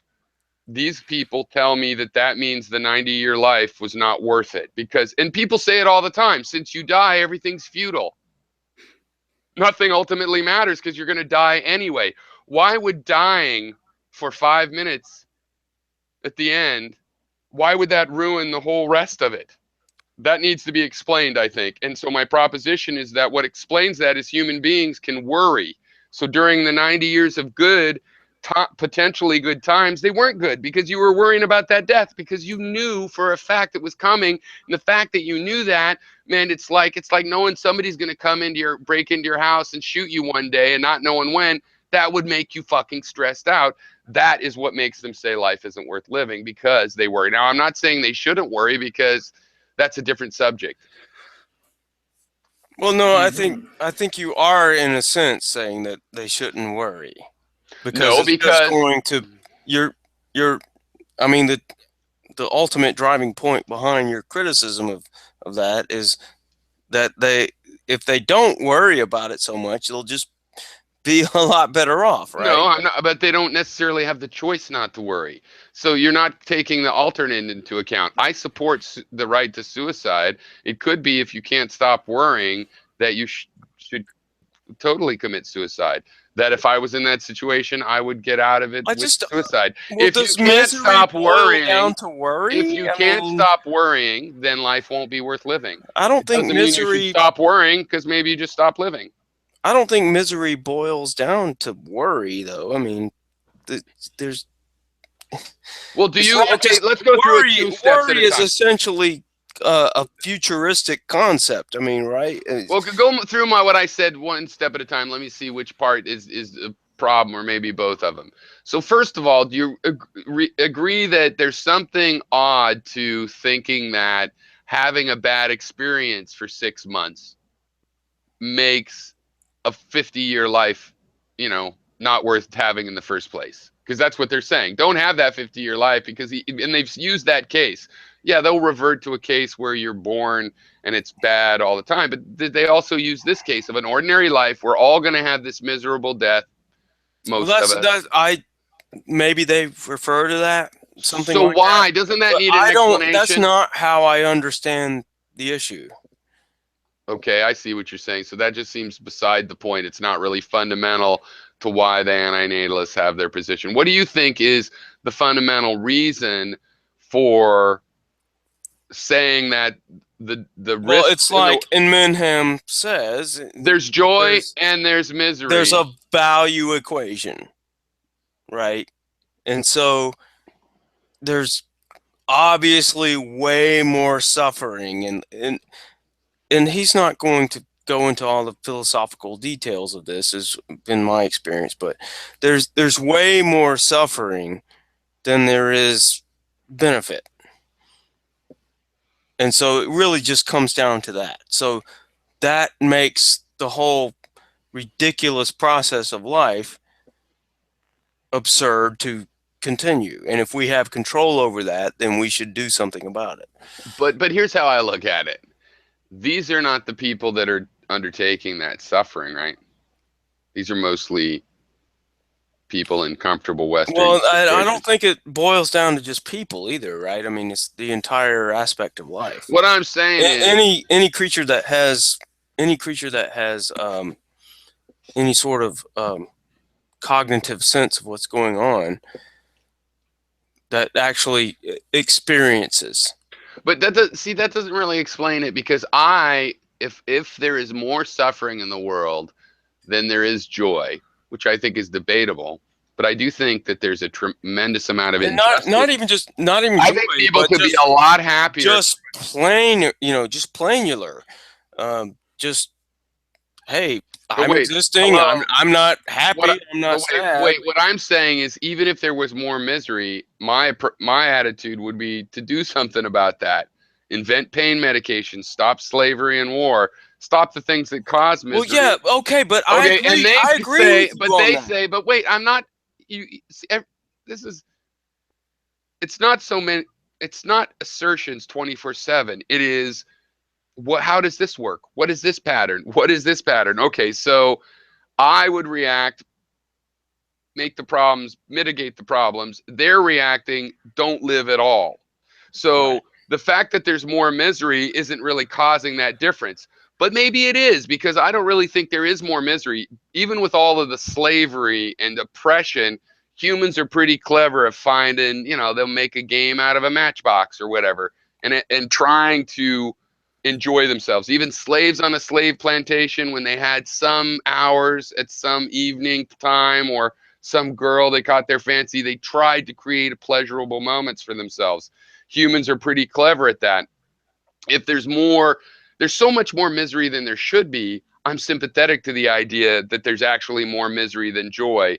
But I really think that's just like compared to the potential of how things should be. I don't know that most people are actually miserable more minutes than they are, happy. That I don't know, but I don't think it can be a motivating factor is what I'm saying. It has to be something else. And my current theory that I'm coming up with, and so here's a proposition that you could disagree with or agree with if you're looking for propositions, is that it's the fear of death. The fact that you can worry about a death even if you think it's 40 years away. You're not feeling like you're going to get killed tomorrow, and still you have that worry. That is what makes a whole life seem worthless. Having to worry about that. Like, they want to have a life where they wouldn't have to worry about that, but they're too smart of a people to want to get lobotomized. They're too smart to just start watching Ninja Warrior and forget about it. You know what I mean? They're too smart for that. Like, we are the bright ones. The problems we're having, that we have so many problems and can't talk to each other civilly and all of this, and we're the ones that are trying to think about things. I mean, and we're just a little tiny portion. There's a bunch of people that don't even want to think about it and don't worry about whether we should or shouldn't live. They just try to buy a bigger TV. So I think it's because these antinatalists, they are empathetic to other people's misery. Plus, they are not in those situations. And third, then they worry about all of that misery, and then they can't do anything about it. So they invent a philosophy of, let's just not play this unwinnable game. That's what I think it is. Well, I would probably disagree with that, but I'm not sure I'm not sure I grasped what your proposition was. Well, let me ask it this way, because I'm looking at my card here, and my bullet point was really just like, let's talk about the fear of death. So what about the fear of death? I mean, this is a major, major thing on the shoulders of the human race. Right. Fear of death, right? Right. So what do you think about the fear of death when when I was saying we shouldn't worry so much, or whether we should or not? And I'm probably on the worry less side, but not really. I could be quite a worrywart. Where I do become clear on this is fear of death. I think the fact that things are mortal is something we can embrace. The fear of death in that sense is, like, I fear other people's death more than my own. My own death, it'll be like, well, it's got to happen sometime. Other people's deaths, it'll be like, oh, what?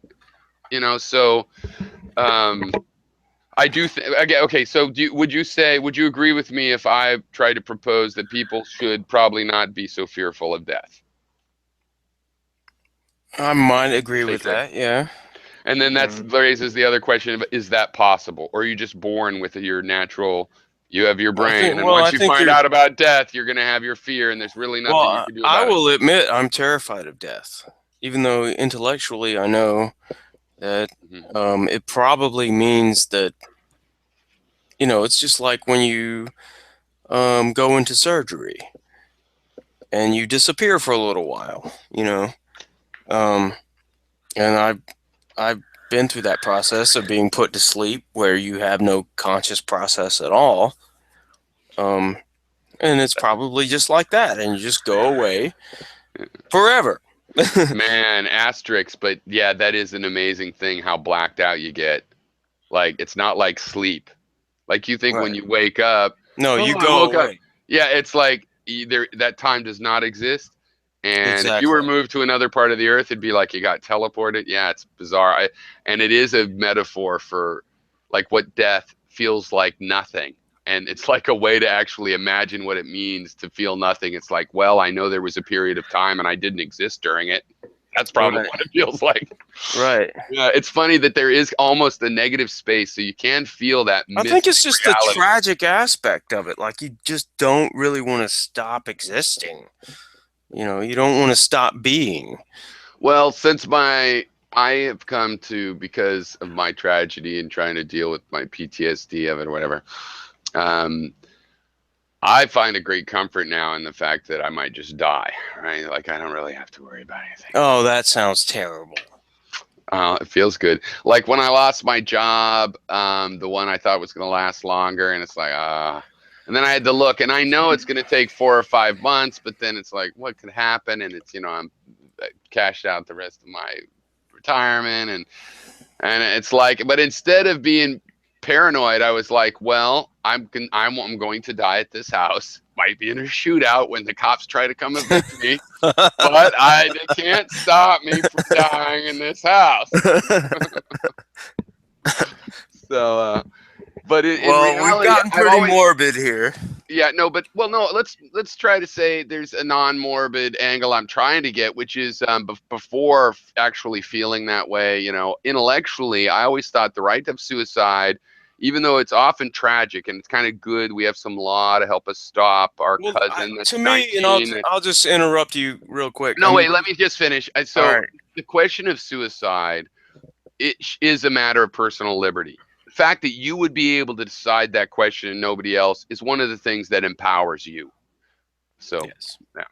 Well, to me, primarily that issue is about when you get old and you're fucking about to die, why go through, 2, 3, 4, whatever weeks of just constant bullshit suffering? Why go through all that crap if you don't want to do it? If you know you're going to die anyway. And I recently went through this with my father. My father passed away a few months ago. And it was not, a pretty thing. It's really horrible what he had to go through. Yeah.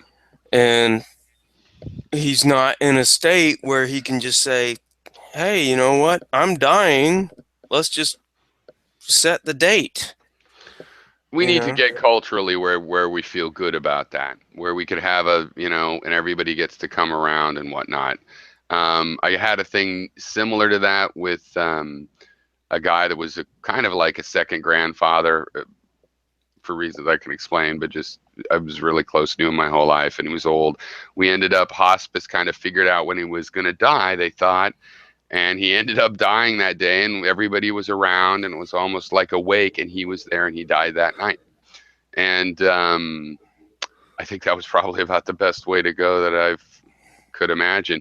But see, that's the practical thing you're saying of why it really is empowering. If you did have not only the right to commit suicide, but also the social backing that it doesn't mean you're going to hell, then it would be a good thing, right? And it is personally empowering. And then if you have 60 or 70 years of life, and then you have a bad year where you're just going to be in pain, shit and blood and everything, you don't have to go through that whole year.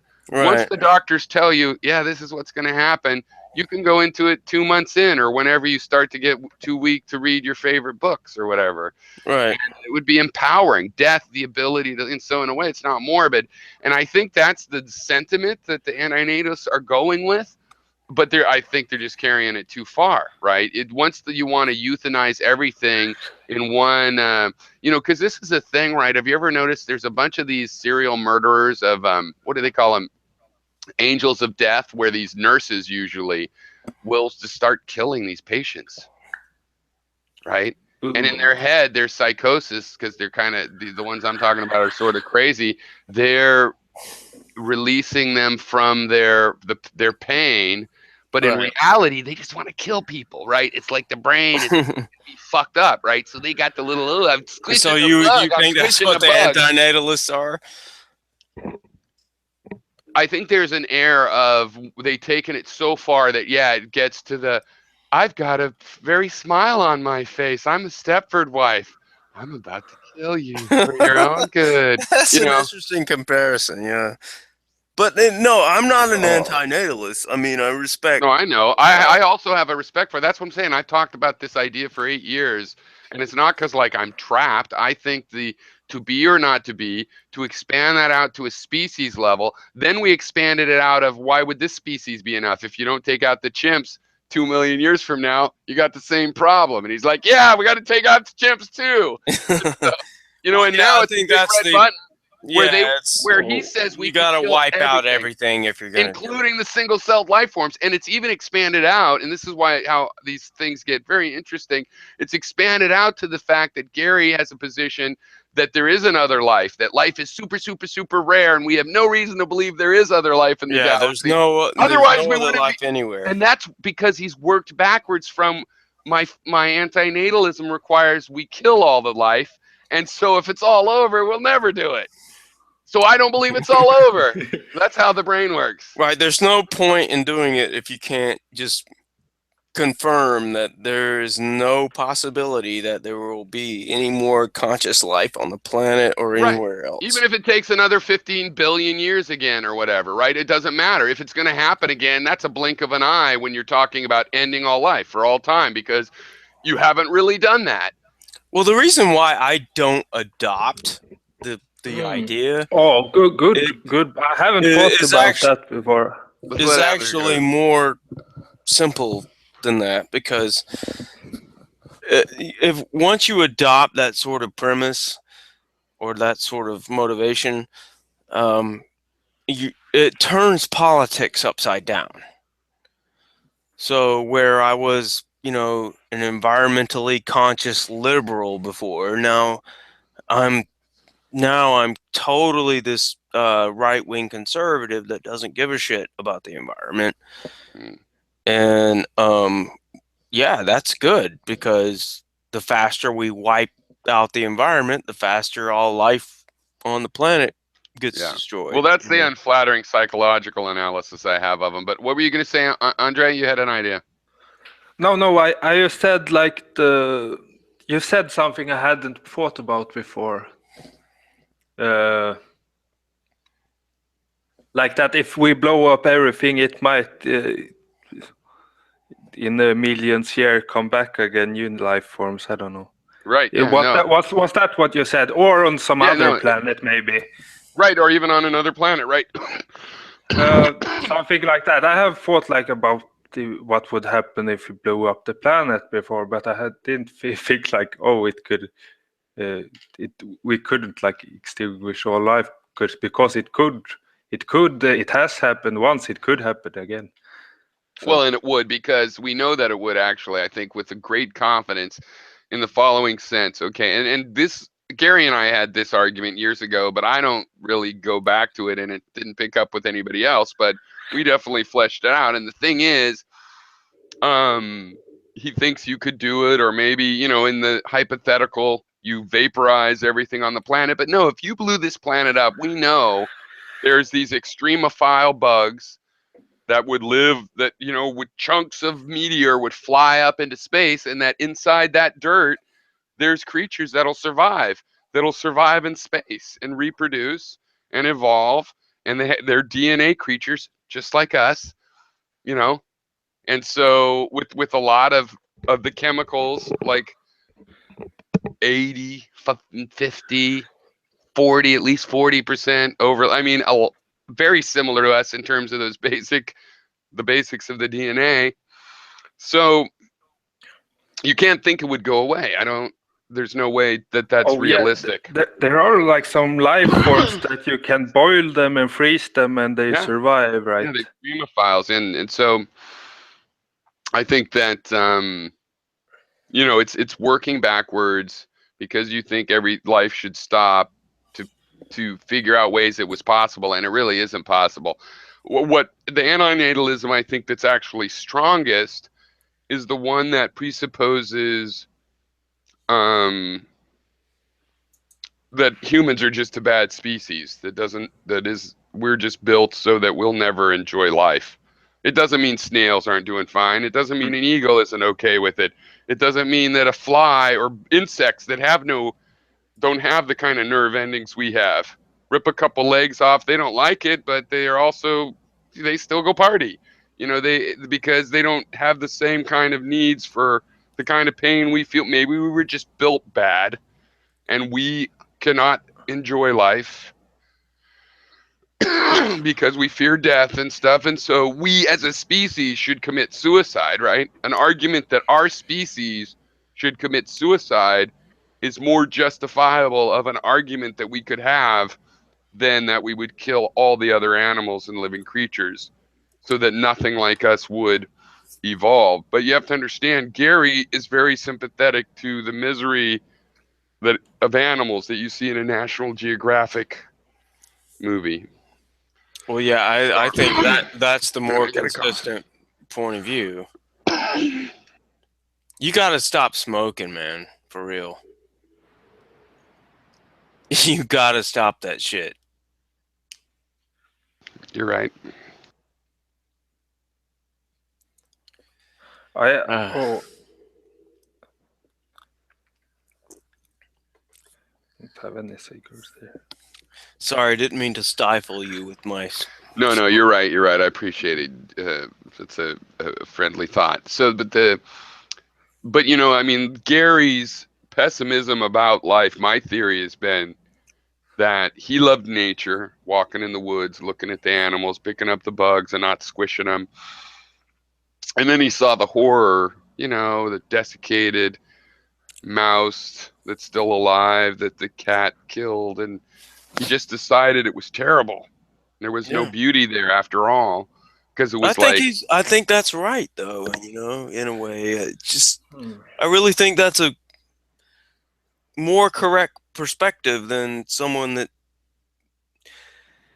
I understand that you can look at a sunset and go, "Oh, it's so beautiful," and you can look at the trees and enjoy everything, but the underlying truth is that it's really terrible the way it's all set up. The evolutionary process is just horrific.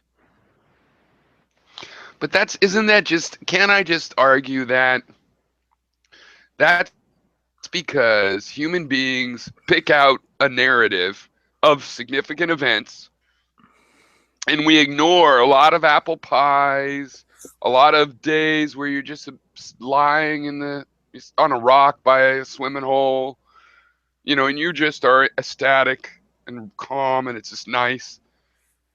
And that doesn't make it into the narrative. You know, when our wife cheated on us makes it in the narrative, and when my foot got cut off by the thresher, it makes it in the narrative. So that's what I'm talking about, the fear of death or the intelligence that we have that allows us to Okay, but I don't think you're know the dealing with what I just said, because I'm saying on a very basic level, on the most basic level you can get to in terms of how life works. And in that sense, it could be a principle. So it really is bad, isn't it? well, but I am admitting that that's how life works, right? Quotes, but I'm saying that's because we found out these important points in the narrative in evolution is I had a red coat, so I got spotted in my first year and eaten right away by an eagle. I won't have any kids. So those are the important moments in evolution. But with antinatalism, we're really talking about, should that creature even have been born? He was just going to be eaten and caught with his red coat that made him easier to be tortured, eaten, and caught. He Right. lived 1 year, had a really bad, half an hour, and then was dead? Should he even have lived? But what about the billions of creatures that are born that just suffer and die, and that's their whole life, is they just suffer, suffer, suffer, and then Like they what? die. What creatures mostly do that? Well, are you just I mean, you're I don't asking me think to there be are a most, and biological expert. I no, don't. but just even an example of the idea, because most creatures, like, I don't want to live in the body of a dead dog, but I don't think the maggots really mind it. Well, I'm not talking about that. I don't know that maggots have an experience, so I wouldn't even Oh, refer hey, to that's that. another question. How far down do you think it goes then? Like dogs and cats, probably they have experiences, We've argued about this before. but I don't remember how far it goes down for you. Well, I don't know. I mean, I'm not sure about that, But but you know, so if we've talked about it, I'm pretty mine goes sure down to there's a all life. I'm pretty sure there's a gradient of Yeah. awareness, and Yes. that gradient of awareness hits a zero eventually. For rocks. For Well, sure, it's zero by rock. for rocks, yes, for I sure. think it goes zero in non-living things. I think I think it's so common sense. I don't get why I have to make some grand argument about it, because I think the way we tell the difference between a little chemical soup in a petri dish and a living thing in a petri dish is through this behavior of intentionality, Well, of then trying to do. you seem to be countering what you were saying way back in our conversation. Let's see. You seem to be countering that, hey, we don't know why that's happening. You're just looking at the Oh, results. I'm just looking at the pattern, right? I'm saying when you see this pattern that we call a living thing. Right. And so my point to you is that you can't just look at that pattern and assume consciousness or some sort of Well, I'm awareness. not assuming, but that's what we were looking for. And Signs of then it's an living. experiential argument you're making. I experience this. This is kind of how I act, and so therefore I apply it to Right. these simpler Right. creatures. The obvious animals that we know are creatures and seem to have emotions. Well, what I We presented have to you, that kind of behavior when you this see it in a little speck of fluff. I would say that a smaller gradient, a littler amount of awareness is in there, probably. But then also, it was but later on we what's discovered genes. But wait, later on we discovered genes, and everything we found that was living had these genes in it. I would say that kerchink, that locks down this shit. No, it doesn't. How would that lock that down? No. Because we're all actually the same kind of device. We're all genetic devices. Yeah, but Why would they? So other creatures that also. doesn't explain the phenomenon of consciousness. I think it does What's because producing the consciousness is the I think it question. does because our consciousness is definitely through the series of emotions and impressions, a series of information, including an emotional information that is a collation of it, right? It's a so-called gut reaction to the so-called sense data. And these creatures, these Yeah, little single-celled creatures, also have information coming in and I also just reacting with that. Of I think course, it they are running requires on way emotions. more. And I'm sorry to interrupt. I keep interrupting you, but um, it requires way more I processing. think the burden is In on you to prove where this stops. If you think it's only in humans, that would be one thing. But as soon as it's in well, then the apes, burden would be it's upon in you too, dolphins, where it it's in stops. And you're dogs, it's saying in. it stops in Oh, rocks. Yeah, I'm stop. It's in not. Yes, I'm saying it is the what we look for to find out if something is alive or not. No, I think from what we know, I think the burden is upon you, and this is why.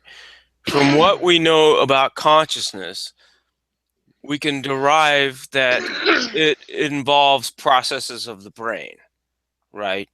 So these processes of the brain require very complex neurological structures, right?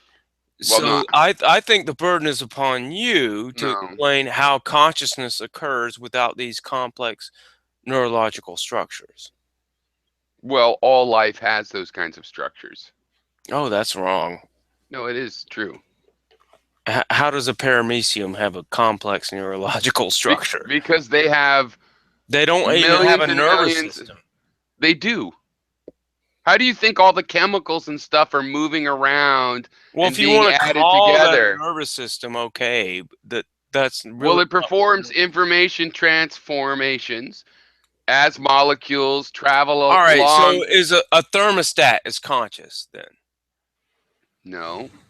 Okay, so a thermostat is taking in sensory data and responding to it.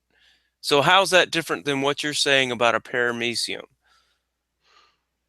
What even is a paramecium? No, first of all, we're talking about your assertion that you have to have a complex information. You have to have something that's like a brain, wired like a brain, right? Well, And the inside, I really the think you have to inside of a deal pair. with Now what we're talking about gradients, right? So it's simple. One I really cell is simpler, but it has millions of pathways, so it could, which makes it eligible for having the equivalent of a neural network. Not made out of neurons, okay. In this but sense, I doing will what agree a with neuron you. network does. It is the same kind of design. You have It, linkages and information yes, processing. in this sense, I will agree with you that more than likely, almost certainly, the complex neurological systems that we have and other mammals and reptiles and so on and so forth have are probably based on the more simpler life forms that we observe, such as paramecium.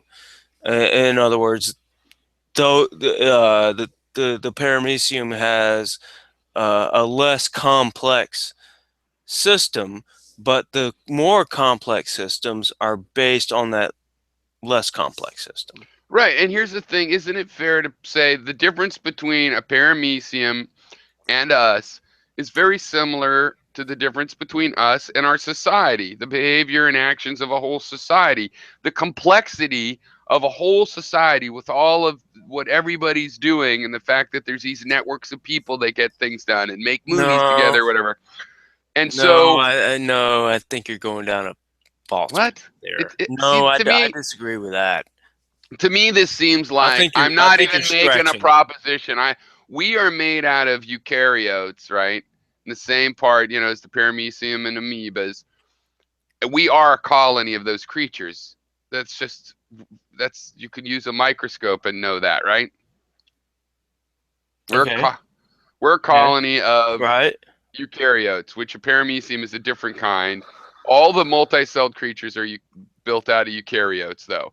Single-celled creatures, no, it's paramecium amoebas, basically, that are also eukaryotic.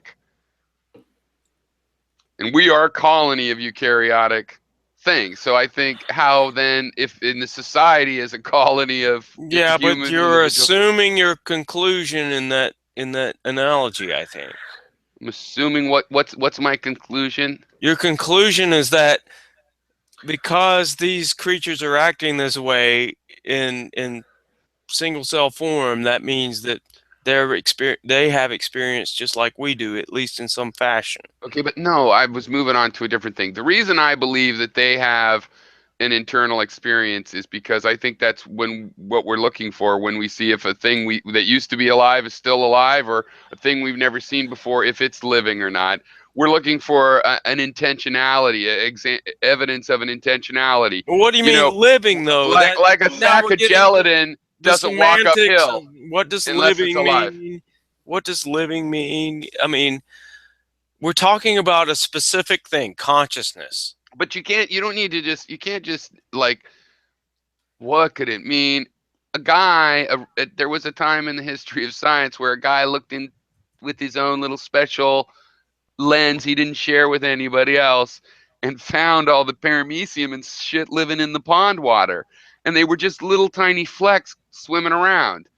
There were also flecks of little fibers from things floating in the water, and none of those did he think they were alive. Only the living things did he was able to see through their behavior. The way they spiral around does not look like things drifting with temperature gradient currents, right? Things that are floating around with convection. a newspaper in the Yeah, city, but I'm trying to tumbles, you can tell yourself it looks like it's alive, but it's not really. But a bird flies by, and that's not just tumbling with the currents. That's what you look for. Things that go upstream, uphill, and but show that doesn't intentionality. show consciousness. It's like I I said with think the thermostat. A thermostat what? responds to its environment. No, it doesn't. It has a setting.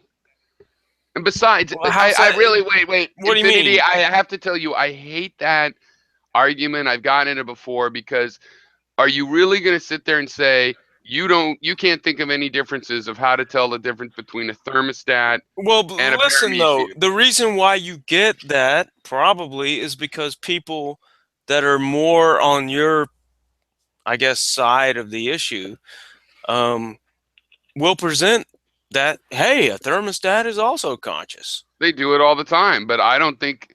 I think it's pretty clear that you can see a paramecium for the first time and realize it's a living creature swimming around as opposed to just A drifting. living creature, okay, And what yes. does that mean? How did you It tell that it doesn't was mean living? it doesn't How mean did you tell that it was living? it doesn't mean it has experience. What does it Those are mean two I could look at a robot and come up with the same that it was living? conclusions that you are doing That by it's looking at the living? paramecium. Yeah, What is it because that a you use robot to can walk around, respond to its environment. No, when you see a single-celled creature, it acts like a creature in the following way. It has a personality narrative, like it went over there and looked at that. Then it rested for a second. Oh, and then it shot over there. Oh, and it got very interested in that. Oh, and then it chased that. Oh, and then it ran away from that. That kind of narrative only happens with living things. That's how we tell that they're living. And that narrative is a narrative that is evidence of intentionality, of what we But used to call spirit. you're conflating living thing with conscious being. And I'm telling you why I'm conflating it is because of the role intentionality plays in detecting that it's living. And if it's not obvious, I believe having intentions is But evidence of an internal experience. what does intention mean? Intention implies that there's We only someone know it when we intending. see it. I mean, we But only wait a know it when minute. we see it. Intention implies that there is an intender. So you're assuming your conclusion in your argument. Well, no, we don't need to. What are you talking about? I'm a materialist, so the No, intender is the you're human body. saying that there is an as a conscious creature, you're saying Well, that the intention implies consciousness, right? yes, So there is an intender involved in that equation, correct? right, but it's that whole creature, right? Like you said that we know that the consciousness is seated in the brain, and I don't really want to deny that. We have PET scans and all kinds of things that show how crucial it is. We can put people unconscious, like when we had our surgeries, and so fine, the brain's a major thing, but it's also, But hooked up with. think about how Wait, it's many also hooked up with a lot of neurochemicals and transmitters, and whether you have enough sugar. So it's actually your whole body gets credit for being the intender. And it's the same thing with the paramecium. I'm not going to say the cytoskeletal structure is the brain, and so the rest doesn't matter. No, it's the whole system of the paramecium. So there's not a problem. I'm not trying to establish the paramecium exists. So if the paramecium has intentions, it's the thing that then is the intender. That's just how the language works. That's the way I would see it. yeah, but you're it seems like you're smuggling in that because we can say that there's some intention there, that means that there's consciousness. Yes, except for I'm not smuggling it in. I'm saying that's what convinces me. If you're saying, well, that doesn't convince me, I Why don't doesn't know it what else it convince would you that take a robot is conscious then? Or a thermostat is conscious? because they don't have that same behavior. But they do. They're No, responding they to don't. their. No, and Why a not? hurricane also doesn't have that same kind of behavior. Just because it's too complex to predict doesn't mean it looks Hello. like it goes over there and it rests. When you look close enough at a hurricane, You could think for 100 years, yeah, I'm maybe they not are saying alive, but I they're did not. not. They I'm don't look not alive. talking about a hurricane. And I'm if they did that kind of behavior and fought for their own survival, I would say they were conscious, and I'd go, that's weird. But what happened instead is everything that got labeled as having this, intentionality and being a living creature with a desire to survive, so searching for thought. food. Okay, Every single one of them had the same chemical inside it, DNA. so That's sort of a coincidence we might want to take seriously so as indicating some sort of relationship. so the perception of fighting for survival, as you put it, is the indicator. Is that what you mean? Well, yeah, but I said a whole narrative. It's really a whole narrative of the kinds of things, all the different kinds of creatures, the behaviors they, exhibit, right? And it's a complex, but it's not like there isn't some sort of a boundary where we can tell, when the paramecium died. Oh, all these paramecium are dead. How could you tell that? They're the exact same shape. Well, from how they fucking act, that's how. Well, so Hey, if we Vesla. if we produce robots that perform in the exact same way as a paramecium would perform in life, then how would you respond to that? Would That you would say be that, hey, that he's conscious? I would consider it more strongly, but the problem there is that, like, as a programmer, I could inspect the code and I'm like, well, I see how it's fooling me. And I might say, no, you've created something So that you're is saying such. it Can I now? finish? You're Can I saying, finish? This all time right, I do want to finish. all right. So I would be saying, look, you've created something.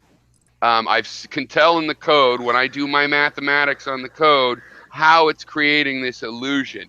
It's very deterministic. It doesn't really have intentions, but when I look at it, it looks like it does. What you have done is create a simulation better than my human mind's ability to tell. Well, I already think the human mind, I'm surprised it could tell what's living that well. I think that's kind of weird. So the fact that it would be limited and you could fool it would I have a not question necessarily regarding that. convince me in itself. I don't understand. Are you saying that basically nature isn't a deterministic thing, that somehow these things are not themselves also deterministic in the same way? I believe that people don't understand the concept of determinism. Quantum mechanics says that there is rolls of the dice, and yet it's also a deterministic science. Yeah, but it doesn't say there's rolls of the dice with regards to consciousness. Well, I'll just say that. But if there's rolls of the dice with lasers, and Geiger counters, why would we not have rolls of the dice? Never said you didn't, but you're directly correlating Anyway, I'll just answer your question. it to consciousness. I don't think that's that the problem future, here. I don't think if there is randomness, I don't think the future is determined. No, I don't think the future is determined, and I think that our wills play a role in determining it. We're not discussing determinism as a whole.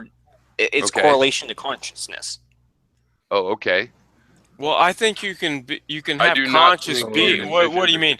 I think you can have conscious beings, and there's still a deterministic universe. I don't see why those are not congruent. Is that what you're driving at? Well, I don't think any of you. I don't know, Andre. What do you think? I don't think either Infinity or Vastly believe there is a free will. Your next idea is determined by the Kerchunk number chunks, just like you were a Turing machine. And I don't believe that. Okay, I don't have any opinion right now, but before I had something like before I had videos and stuff, then I thought like everything is like a movie, no cause and effect or everything, and everything is determining, it's just playing. But now I'm not so sure. I have been thinking if what randomness, if randomness exists, I'm not so sure. Before I thought that randomness felt like a woo idea, but not so much anymore. It might be a natural thing after all. Yeah, especially since the randomness in quantum mechanics isn't the kind of randomness that people are thinking about, right? Because conservation of energy it's symmetric.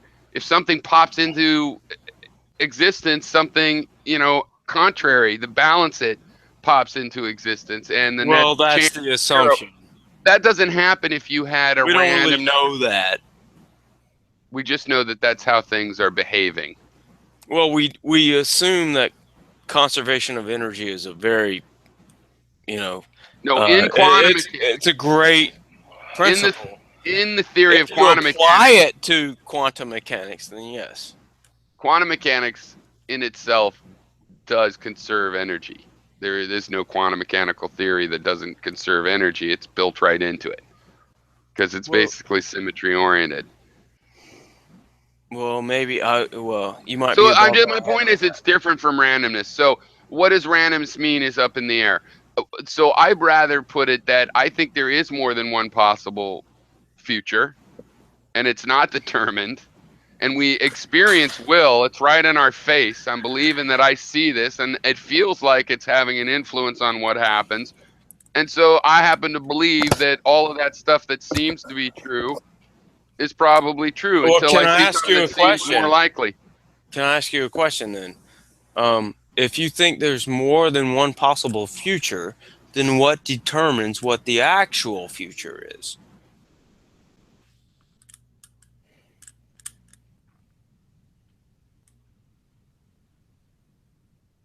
It happens. It's a computation from one step to the next. Right, but what if I think one thing and you think the other thing? But it also doesn't really matter. I mean, for example, in mathematics, there's random series that are totally deterministic, but you can't figure out where you are in the series or what the first number is. You just have to keep computing it, right? Complex numbers. And that would still be deterministic. Randomness doesn't mean there would be choice in the universe. That the sensation we have of making choices was a real sensation. Now, I believe a lot of things we think are choices, we have illusion. They're not really choices. How we make our choices is heavily influenced by experiences and stuff like that. But I believe that there is such a thing as choice. I experience it. It seems like I make choices. I'm not going to make those choices and pretend that I don't believe in choices. So I admit that I believe choices are real. Now, how does that work out? It's totally secondary. I will work Depends back on to what that. I means. Well, yeah, To but me, it means you just use the word choice like one way, and then just completely switch the meaning of it like 2 seconds later. well, I'm not trying to do that. Well, I know. I'm just saying you did. Well, what do you mean? Because I don't know that I did that Well, still. Maybe I misheard you, but I thought you just went on and said that we don't have choice, and then you were like, "But I perceive us as having choice," or something along those See, lines. no, because I believe in a balance thing. I'm saying there's a lot of things that constrain our decisions, our history. You can think you're making a free decision, and really it's because of some experience you had when you were a kid. Now you're reliving it, and boom, boom, boom. And you go, like sometimes when you're in a dream and it feels like you're making decisions, but when you wake up, you're like, what was I thinking in that dream? That was weird. And that can happen when you're awake. You can go into zombie mode. We have all these pressures. And sometimes we're like, why did I do that again? Why did I lie? Or why did I brag? Or why did I, we find ourselves doing things and we're like, what am I doing? So we experience that. But I do think that in there's still choice, and you can Well, what do you mean by your choice? ability.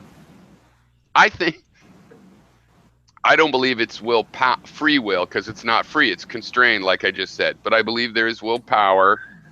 What do will you is mean real. by that? What do you mean by willpower? I believe that I can decide to do one thing or another thing, and I might have why actually do you done mean your each one of brain? those I mean, things. obviously your I brain believe does when stuff, I but you're not throw- referring to your brain, are you? I believe that when I throw those dice, that there are what you would call randomness in it, where you don't know how it's going to turn out until it does turn out that way, because at every point things are not deterministic in this universe. Yeah, but I asked what you meant when you said what was it? I don't recall at this point, but you were going on about this idea of choice, but I don't understand what you mean by choice. Oh, you said willpower. What do you mean by willpower? I mean, that just seems to be another substitution. I believe there is a real, but there is. You know how when we are living, we feel like we're making decisions about whether we accept this job or that job or move here or go home and stay out, get another beer, don't get another beer. We feel like we're deciding these things. And yeah, I mean, I understand there's this and it could idea be the that other way. I believe that's real. I know it's real popular to think that we don't make decisions at all. It's all just determined by whatever was going to happen in our brain. I don't believe when you're that. using this word "I" or "we" or whatever, you seem to be referring not to your brain, because if you were referring to the brain, then you would already be agreeing that we're referring to something that's deterministic, presumably, unless that is what you mean by me or we. But since you're not referring to that, I presume you're referring to consciousness. But I don't understand, A, how consciousness could make a choice, B, how if it did make a choice, how that wouldn't be deterministic, and C, how randomness fits into that, and how randomness can be a choice. Well, first of all, whatever phenomena is going on in the brain is part of the physical universe, right? Yeah. And we not necessarily whatever's going on inside the brain. Yes. Yeah, it's a material thing. Components, yes. And that's why you're saying it should be like determinable in some sense, where there is no real choice. Well, I didn't say necessarily. I mean, even if we throw in there that the brain has random aspects to it, those random aspects are not what we would call choices. Okay, and so, under the right. usage of what you're saying, choices. Right. So my way of doing it is I start from that I have this experience as a human, as myself, and it seems like humans probably all have it, but solipsistically, I know I'm having the stream of perceptions, and I feel like I'm having to make decisions, and that there's ramifications to those decisions. So I'm working back from that and saying there's an explanation in physical reality of why it all happens this way. You guys seem to me to be using 100-plus-year-old physics, going that if I know the momentum of everything, I could tell the future, and so it's all determined. But that was all thrown away. If we go with this we notion know you that, can't do that, so that we know let's say that there's randomness. Let's say that there's randomness. How does randomness provide you this notion of a choice? I'm not saying, but here, we're not starting from these abstract laws of physics. Okay, I'll start again, just like I did the first time. I have this experience, a stream of experiences. I think you probably have one too, but solipsistically, I'm having it because it's all that I am. It's my existence that they keep coming by. And in that stream of experiences, I'm forced to make decisions, and those decisions seem to have ramifications. That's the starting point of my experiences. I don't go to a physics book and say, how does this physics book insist that I have decisions to make? Well, it doesn't. I guess I don't have decisions. No, I started out having those decisions, and I'm trying to explain with physics, among other things, why those decisions arise. Right? So the fact that we don't have a physical, the fact that you don't have a, wait, no, I'm finishing my point so the fact that you don't have a physical physics that you could tell me that explains that we have to make decisions doesn't mean decisions don't exist. It means go back to the drawing board. Decisions don't exist. You go back to the drawing board. I don't have to explain it all. What does we? You're living it. We're all living, having to make decisions. Don't tell me that I need to have a physics that proves to you have to make decisions. You already do. Try stop making What them. does you mean? Yeah, we understand. Try to stop making the question decisions. here is your usage of the word decision or choice is different in a meaningful way. Okay, let's go that way. Let's talk about person. that. Do you find that you don't have to make decisions in your life? You can't possibly hear me if you're yelling over someone. I just answered this. Sorry. Can you hear me? Well, yes. I was talking under me there. A couple of weeks ago, I was talking to a friend. You know, I love you vastly. Take it personally. If we had, he said he had been talking to some idiot who said argued like that we had no free will, and I'm trying to remember what happened, but I Were you just talking about remember. Gary? No, a friend in real life, but Oh, okay. I don't. Sorry, I didn't get have No, any that's point. okay. But I was just remembering it when you started having Yeah, a fragments discussion. are totally accepted. You can't tell that. I mean, I'm working on 100% fragments. I just have so many, it's like turns into like a quilt. Okay, but yeah, back to what I was saying though. So it's not that I wouldn't say we have choices or decisions, but my usage of this word choice and decisions is completely different than the way in which you're using Oh, is the it? word choice And or it's decision. yeah, Oh, and it's really? What because is of it to how you? Like, what's it like for you? Can Well, I just okay, so say? Can I just say it's because of you're saying I, we, you. What does that mean? That's the reason why there's a difference between what he's saying as a choice and what you're saying as a choice. Well, of course, there's going to be different personal interpretations, but I doubt that you can sustain one that doesn't match up to what I'm talking about in the sense that I'm just we saying don't you're need physics. smuggling in this. You're smuggling in when you say No, I'm smuggling we nothing. make these choices. But What dude, does my what argument, does yeah we make these choices, but well, what then does what you we have to mean? argue against is that I'm saying we start off where I was a little baby and I started having series of information flowing through my head over time, what I call time, which is really just that there's more than one of these things and they happen in an order. And I learned a lot of shit, like how to talk, science, everything I have learned, I've learned from this stream. And the whole time, from day one that I can remember, I had to make decisions. And if you want to be like, well, I don't know what you mean by that. Come on. You no, do know what I'm I'm no, not saying that. I think I'm we can both saying discuss. I. You say I. What does I mean? my body. Yeah, in other words, does That I mean the thing that's observing? Does Then your I mean the body thing yeah, is that separate the from observer. your Yeah, body. the observer. I'm sorry, Vasily okay, right. The okay, because observer. you could. I think we can all understand that the observer Right, is it's a folk is. wisdom that it's my body. That's a theory, but really it's the Well, yeah, observer, well, right? hold. Mhm. Can I Okay, finish my good point? point. Okay, Yeah, no, okay. you So, finish. You what I finish, think but I'm he's just getting at, I don't know necessarily, but I think it what out he's there. getting at is why he's asking you what you mean by I is because sometimes people use I to refer to the notion of the observer, and at other times people use I to refer to the brain, the thing that is Right. calculating. But we Well, understand these things. right. I would try and I don't do that. I do the observer and then I flip flop with the body because I kind of have this holistic, like the nerves go out to every part of the body and there's a bunch of fucking nerves in the stomach that are bigger than a mouse brain. And so let's not sweat that stuff. It's the body though. It's not tingling out Oh, past okay, the yeah, body but too you're much. saying But it's then an that's observer. Okay, It's determining. arguably, if in the first context you use I to refer to the observer, right, and you say I observe things, and then in the second context you say I make choices, as in I, the brain, not the observer, you understand that you're using the word to mean two different things in two different sentences. I see what you're saying. Yeah, that's an interesting point.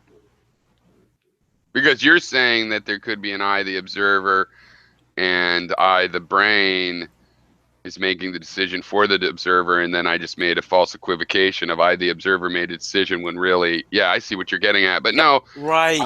yeah.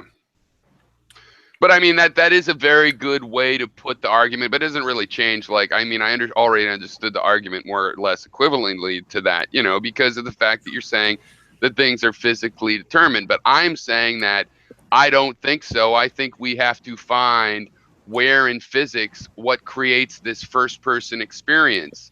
Because a computer there is no mechanism where if there's already an internal experience in our computers, a little feeling, little thing in there, and we don't know, okay, but I don't see how it's going to be created from that, right? If it's attached to every rock or something, I don't know, that'll be hard to figure out, but I don't see any reason to think as a programmer that, it could behave like a human being. Yeah, that can be done, but where's it going to get this internal theater that we have? Well, So there's then that. some wait, let me finish. So there's some Okay. physics we know in the universe that does do that.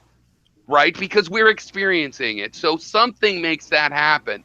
But And it what could you just easily said, be actual willpower and what you freedom. just said, There's no just- reason that can't be a part of the laws of the universe. Because we're experiencing it right now.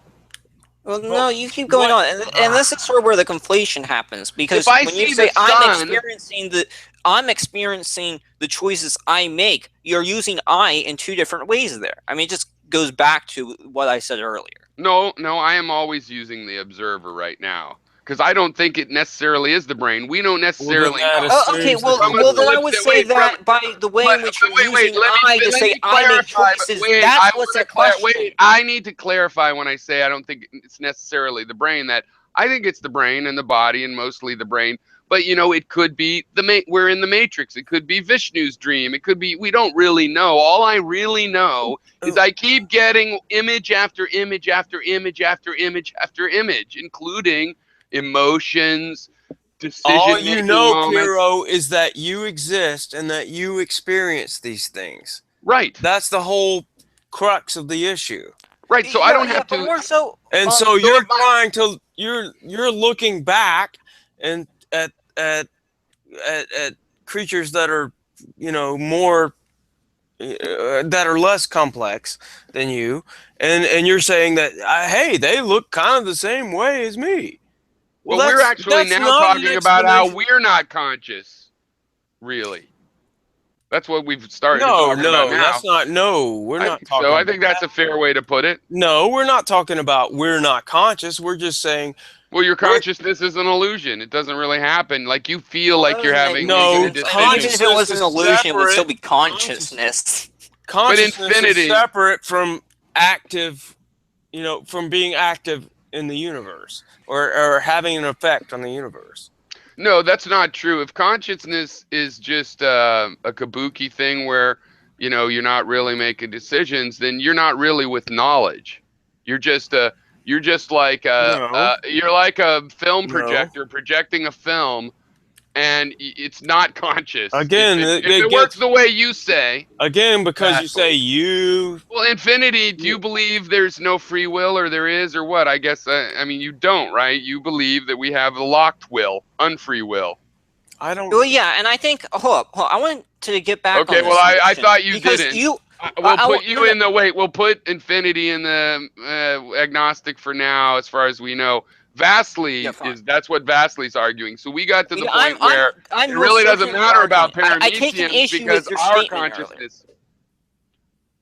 Okay, well, right now I wasn't trying to disagree with you. I was trying to say I had assumed infinity agreed with you, but right now I think we're at the point where we're not arguing whether parameciums are also conscious, because even if they are, it's all an illusion. They could have it just as easily as us, because it's just for some reason, there's this internal theater where you think you're making a decision. Well, can't you see that consciousness could be an after effect? And don't you know that the science kind of points to that? Well, I don't know what you mean by that. Of course, consciousness is an effect of physical laws. Lebesgue experiments. Physical laws are not deterministic. So there is a window. Now, that doesn't mean that consciousness could fill it. But again, that's not really the direction I'm arguing. I feel that the physical theories have to explain my experiences, right? And the ones that do explain my experiences well are the ones that are solid. That's a very high bar to cross. No, that's what science is doing by having experiments. You can create. It's a good point. You expect the science to explain your experiences? Yeah. What else could it be to explain? Maybe it depends on what I only have my experiences. 100% of what I have to go with.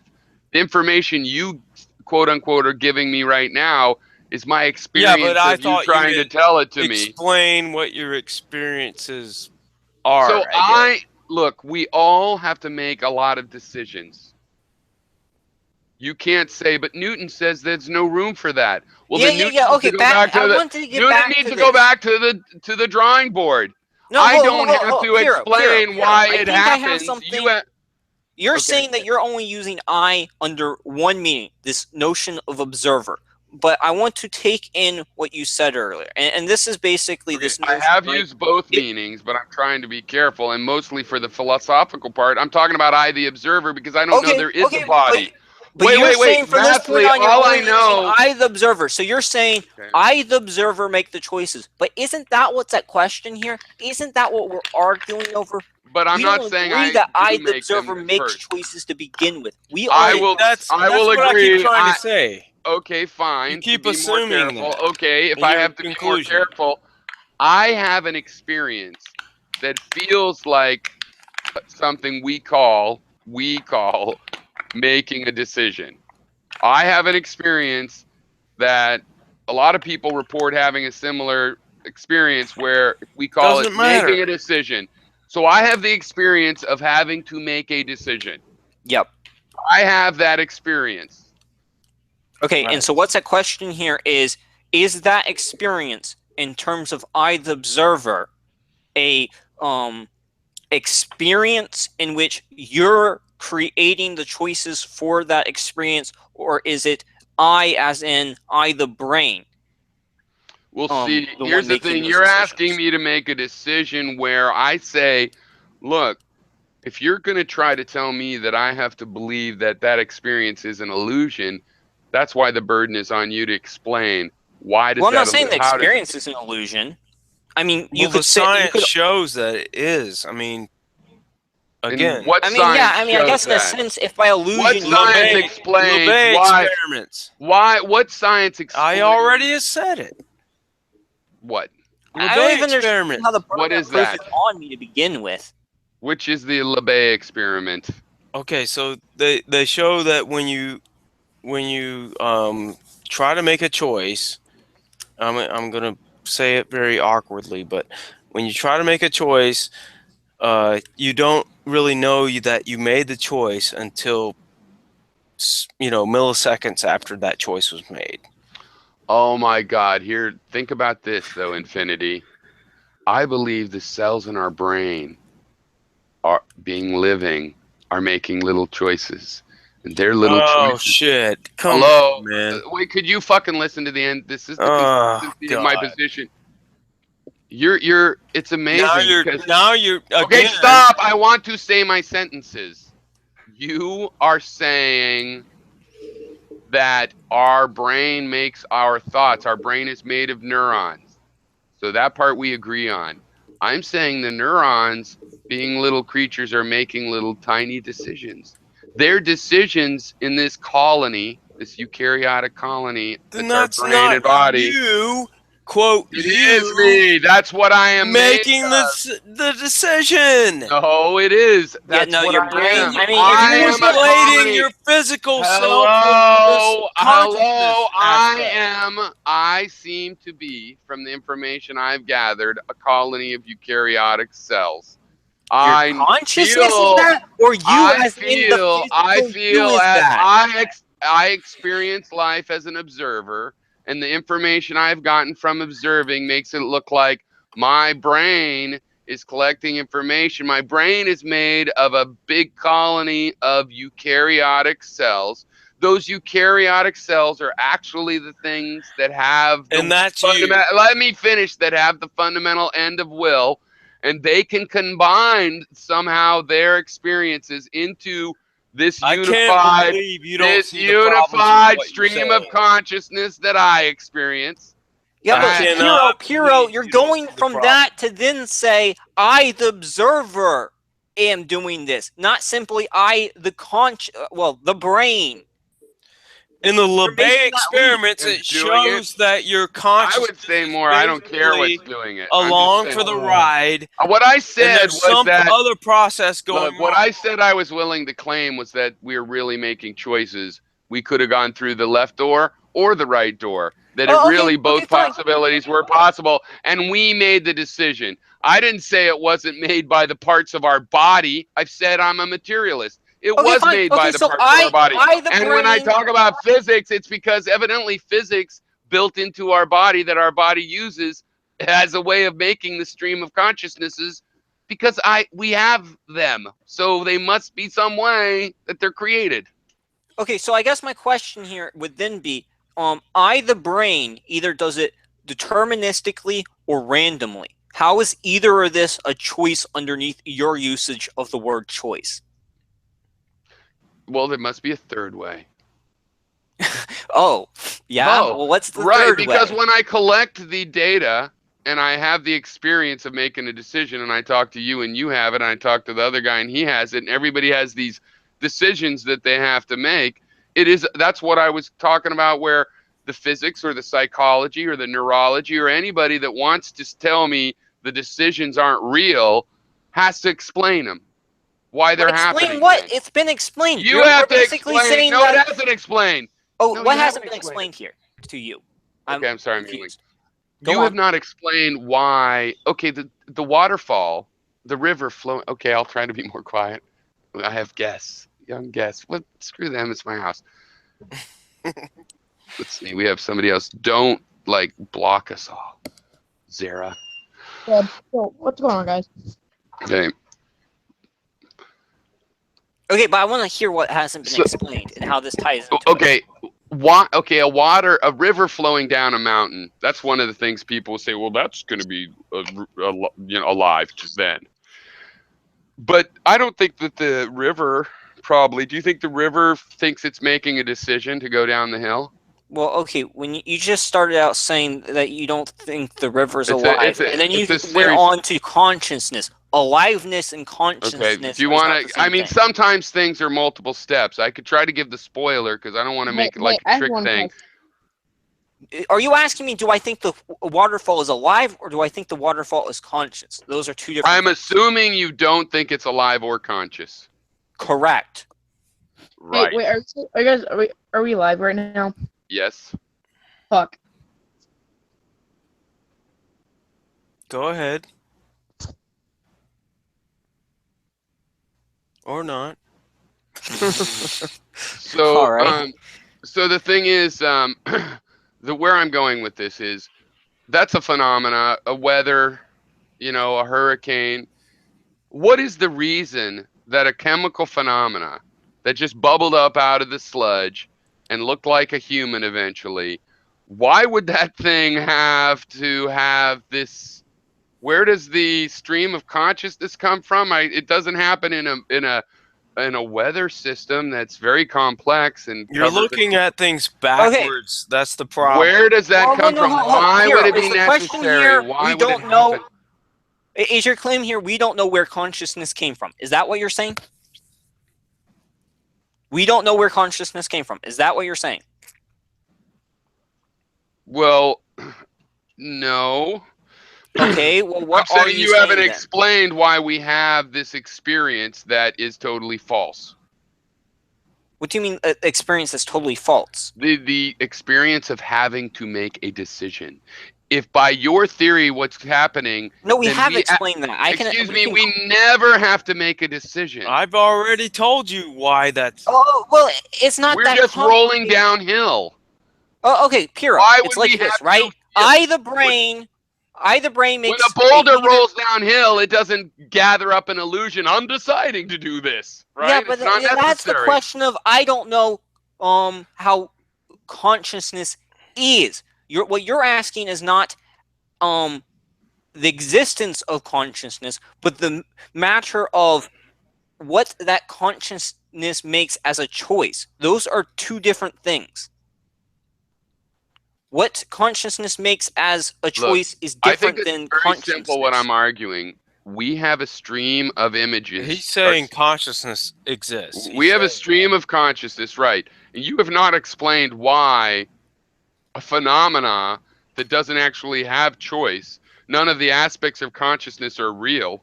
We're just watching some projection that was going to happen anyway. We're not really making decisions.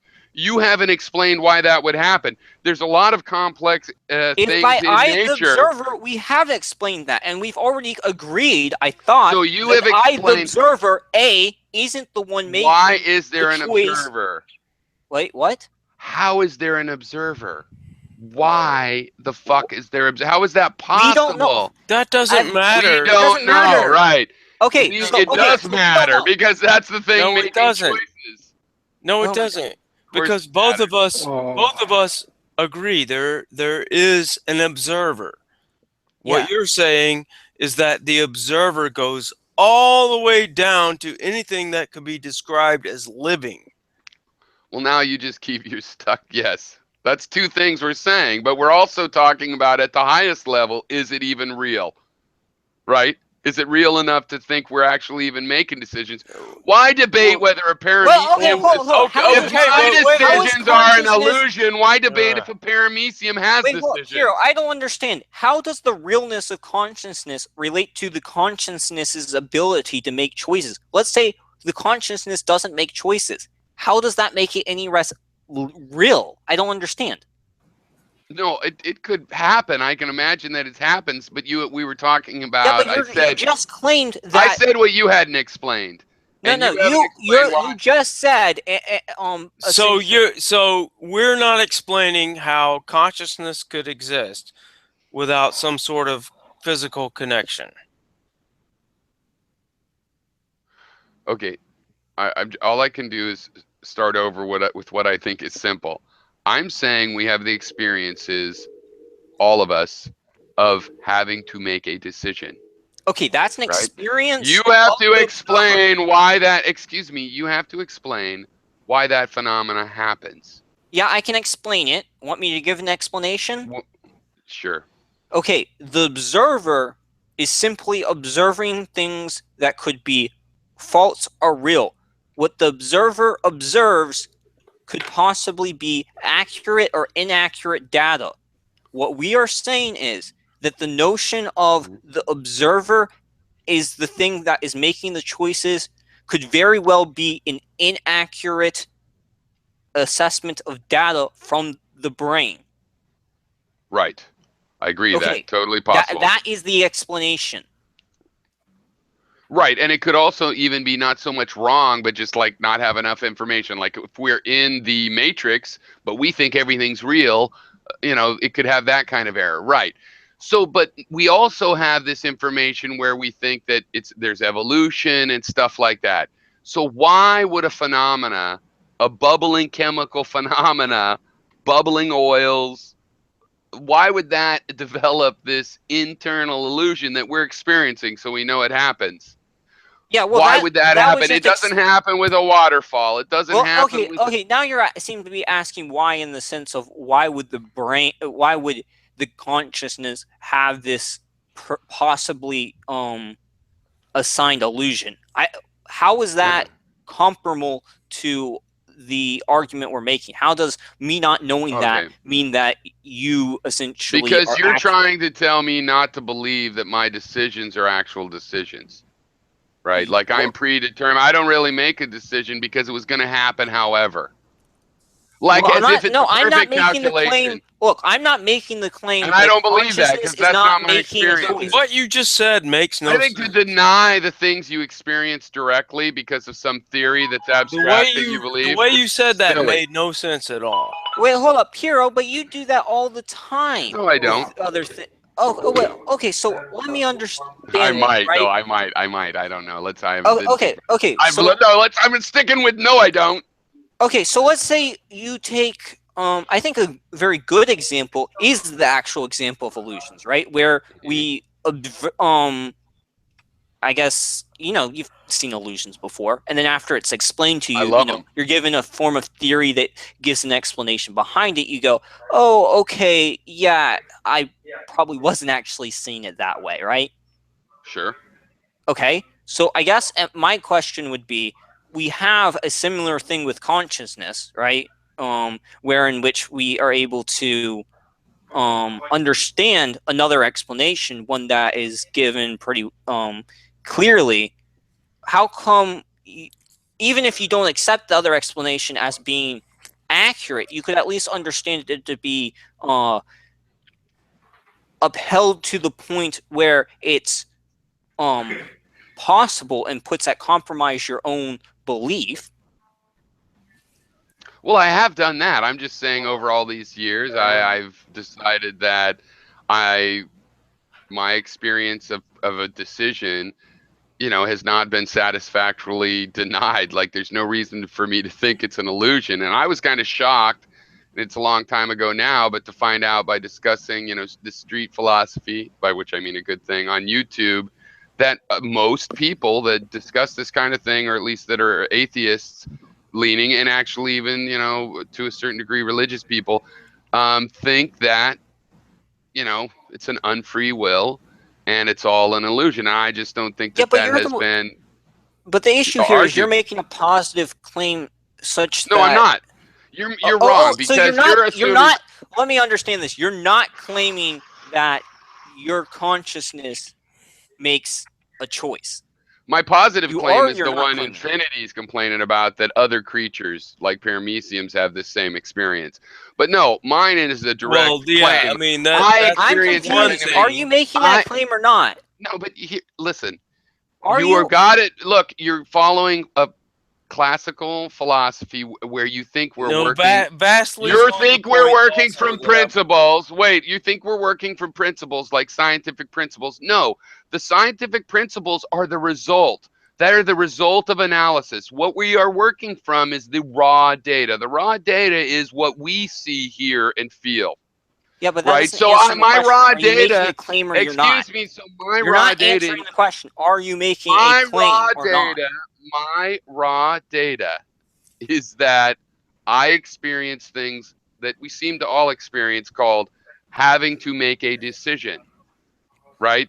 I have not had any successful explanation of why I should think that that but doesn't that's not actually happen, scientific by that I definition. am mis-experiencing that, and that in reality that's an illusion, like the idea that the sun comes up. Now, But I was proved hold to on. me, If it's I raw was proved to me the analysis, if sun it's raw doesn't come up. data or whatever you said or not, how does that relate to it being a claim or not? I simply asked you, are you making this claim or not? And you seem completely incapable of answering that. Am I making the claim of Does we have to make consciousness decisions? make a choice? That's Right. what I thought was being argued here. The claim I've made, when you pushed me to be careful about it, right? So I got more careful. My careful claim is I have experiences of having to make a decision. Okay. Yes. Now That the question. happens. Now, why would I Yes, that have that happens. experience? If I'm a waterfall just flowing down the gradient, why do I have Yeah, but you didn't that answer the question, decision? which was, are you making the claim that consciousness makes a choice? I don't want you to give an explanation Yes. as you Well, are making that. I'm saying I believe that consciousness makes a choice because Okay. I experienced that, and it needs to be explained Okay. So an why. alternative And it could be explanation has been deterministic. given Do to you guys that know which. this illusion that I'm showing? Have you seen it before? Well, I Yeah. think. Well, listen. Wait. I want to stop because I'm getting frustrated. So he mentioned illusions. I love looking at illusions. I love trying to overcome them. Like when there's vases or faces, when I was young, I practiced switching it back and forth, seeing the faces. Now I can see the vase. I'll decide. I will make the choice of which one I'm seeing. This one is really hard to overcome. Do you guys know it? A and B are the same shade. They're the same color. Yeah, I've seen this one before. But the Yeah, question I've here seen would that. then Very be. hard to overcome. So But let's But right analogize now this. I'm That's looking at it. actually that. I think No, I that's want to talk actually about this sourced subject from somebody later. that would agree with Vasily and I on this. But so here's the thing. It took me a long time, but I can now focus on this image in such a way that I can see that A and B are the same color. Okay. What does So that I mean? make a choice to see that. I can also relax, and it goes back to A is obviously like twice as dark. But I'm not Okay. really What relevance does it have? Well, I worked to increase my ability to make a decision about how to see something, and I consider that an actual decision. And what explanation do you have that it wasn't an actual decision? That it But that's just not. Look, I'm not claiming that you're not making the decision. I don't have okay. to prove you. I don't have to prove the opposite, right? Such that your claim becomes legitimate. You have to prove your claim to begin with. And moreover, you're asserting, Why? right, that your claim is Well, no, because wait. Just for because the record. hold. I think Okay, go I ahead. understand where you're coming from. You're basically No, go saying ahead. Sorry, I this want to is let an you. observable phenomena observable phenomena are those sorts of things which we base our beliefs off to begin with. So there's no reason, unless something other is given, to reject that initial instinct, more or less. But what I'm saying is there are alternatives, such as an analogy to an illusion, that would make us think otherwise. It makes what you're saying comparable.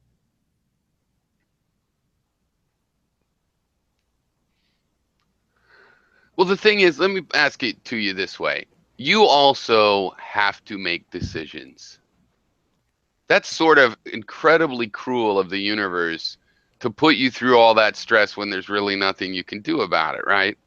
Why do you think, just not even scientific, not saying you have to get it perfectly right, but just the gist of why would a phenomena, why would a boulder that you're just nothing but a complicated chemical process rolling down a hill like a rock rolls down a hill, but because of the way it is and you're bubbling and you got energy, you can walk uphill, but basically it's just like a rock rolling downhill. Which way you're going to walk up, it's just as determined as how the rock is rolling downhill, but instead of being the gradient of the land, it's, also based on the chemical balances in your brain.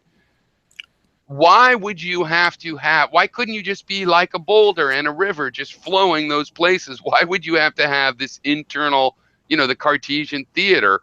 What possible regular environmental pressure would cause a rock to suddenly go, I got a reason to be a rock? How does that work? I don't know. What relevance does that have to your point? Well, because I wonder the answer to this question. Why do I have this thing in my brain that goes, here I am. I'm like a bag of salt water. And I'm going upstairs. I'm going to pet the dog. Why the fuck? Where don't know. Why What did that come? relevance does this If have I to your am just point? because all of the rolling phenomena, I'm being too loud again. All of the rolling phenomena, It still exists like as soon as you weather put systems. consciousness. The I rolling don't think they. I don't imagine that they have to have this internal experience. So, okay, anyway, you're saying you don't have any explanation of why a bag of salt water needs an internal experience to not make decisions. Wait, what? No, I'm saying that We're a the bag of salt water that walks the uphill. water bag, right, could be as much like the human, but the difference between them is the observer. And as much as to say that they are both either doing this deterministic or partly deterministic slash random or purely random thing on their own, and then you throw in the mix an observer that we do or do not know if it has an effect on that notion of randomness or not objectivism, but determinism. Well, I think you argue your side of this debate really well, and I've argued it with a lot of people. So, and I appreciate that because I think it helps me make my argument more clear. And I also think it's a pretty fair kind of argument in that we really are like coming at the opposite sides of a tug of war rope. And I think we both have, a leg to stand on. Of course, I agree with my side more or whatever, obviously. But, I think basically, I think this is something I would want to have explained to me why this part of the phenomena, is necessary. Because basically what I see as the situation is evidently there is a phenomena in the universe, a physical phenomena that is this internal, what we call this internal experience. Looking at the information I get of the world, I don't think it's internal. I think it's local. I think basically how you feel, it's perfectly equivalent to say what you're feeling is what the universe at your location feels. You are the universe. You're the local phenomena at your location in the universe. So it means that in the universe there is local subjectivity. So localism is a real thing. That I'm here and another space is over there is a real thing. And you can have a phenomena in a locality that is sentient and living. right? And other than that, that needs to be explained how that can happen, because that deduction is just based on my experiences and also accepting that, you know, you guys seem fully sentient and have an internal experience as well. So, but that starts to become a theory of mine, right? Because I have mine directly and not yours. But I think that's fair to say. And I that's mean, only what to some physics has to extent. We have explain. enough similarities, right? And we also have something which seems to play a direct effect on what the observation is, as much to say that there's good reason to think that other things are conscious. Hey, it's after midnight. I'm gonna have to go pretty quick. I just thought of something that might wrap it up. My dad blew my mind when I was like 34, and I was talking to him about this, and he said he had no internal voice. Right, like I was talking about, hey, when you're talking to yourself and stuff, and isn't it weird, you know, and you can hear things in your head when you're talking to yourself. Hey, should I go to the store? And you don't say it out loud. He's like, no, I have no internal experiences like that. I just act. And I thought, well, probably you're just not very introspective, or you don't really look at what's going on, which you have a philosophy degree too. That's weird. But I also thought maybe everybody doesn't have a Cartesian theater. What if, you know, it's not like everybody has been speaking about it. It's a minority of the people that speak about it. Maybe we're like on the wing and not everybody has one. Who knows? I think they would still deserve human rights. Let's not get weird with what it might mean. But you think that's possible? What if not everybody has an icter and some people just are, you know, going along? And so then it's what's that thing? A spangler or whatever in evolution? Like an unnecessary feature that doesn't help evolution, but had a reason that it had room to exist. Spangler, whatever, like an extra thing on a cathedral that you don't need. So I kind of like to close with that. Hopefully it's interesting enough to say, do you think that everybody necessarily, humans, let's stick to humans, even has this internal experience? I don't know. Someone ended up walking in partway through. I did hear what you were saying. I think maybe not the last bit of that. Well, I gotta go because it's after midnight or work tomorrow. Even though normally I wouldn't work on Martin Luther King Day, but contracted. Fair enough. But so I wanted to close up with the question of my dad. About 10 years ago or 15 years ago, I was talking to him, and he was like, I forget what it was, but I assuming about, you know, when you hear your voice in your head and what is that? And, you know, these kind of, and he's like, I don't have any of that. And I got this image of, you know, at least his claim is, you know, he's just an acting creature. He is the river flowing down the mountain that doesn't have the internal voice. He's not making decisions. Everything he does was just like, it was the right thing, you know, and just, so maybe not everybody even has this internal Cartesian theater. We've talked a lot about it in philosophy. Maybe philosophers are the people, you know, made of people that do have that experience and go, Isn't yes, of course we do. the zombie idea? Yeah, maybe there are zombie people, but I was also adding, I don't want to go weird with it. I would think such quote unquote zombies would have just as much human rights, and animals, if they're not sentient, would, you know what I mean? So Depends it on shouldn't what a affect that zombie is. they shouldn't be treated like zombies. But is it possible that that this Cartesian theater is not actually ubiquitous in all humans? Because I frankly assume that it is. Still think that it is, but you know, for 15 years I've been thinking also about the idea that maybe not. I don't know. You know, I'm it's not kind even of sure like how we would remotely assess this. Dan. we fine couldn't to assess it, assume except for that my it is. dad is still an intelligent person. He goes, I don't have that experience. You know what I mean? So I would, you know, maybe we could trust him just like I trust people that say they do. Well, he You know? just has a different experience. His Right, but he's Cartesian- kind of got this go with the flow thing, which is also, no, I don't make decisions. I just do what the next obvious thing to do is. You know? right, but he was reporting it to you, so Yeah. But that complicates fits with your guys's, or not your guys's, but Vasly's version of, you know, the general argument that, look, we have to admit that if it's true that the internal experience is an illusion or doesn't really happen even or whatever, I mean, we're obviously complex creatures as humans. So whether we're zombies or not, you know, a zombie could be a brilliant scientist. A zombie could be a brilliant surgeon. A zombie could be a touching poet. You know what I mean? That would have to be true because we have all of those I things. just don't think that really matters in the equation or the question. Like, we can assume that everyone is Really, because I've having. got to say that the zombie thing is sort of like, I specifically didn't use that word Well, I think because that's more solipsism. because That's the honestly, if solipsism somebody question. doesn't, when my dad said this to me, I thought, wow, you know, that's like a personality disorder or someone who's totally not self-reflective. Or for one, I couldn't imagine he doesn't really have that experience. I imagine he just hasn't thought about it. Not reflective. You know, I do have some automatic value judgments that I then try to say, well, it wouldn't be like that. I mean, a person that was a quote unquote zombie in that sense could be moral.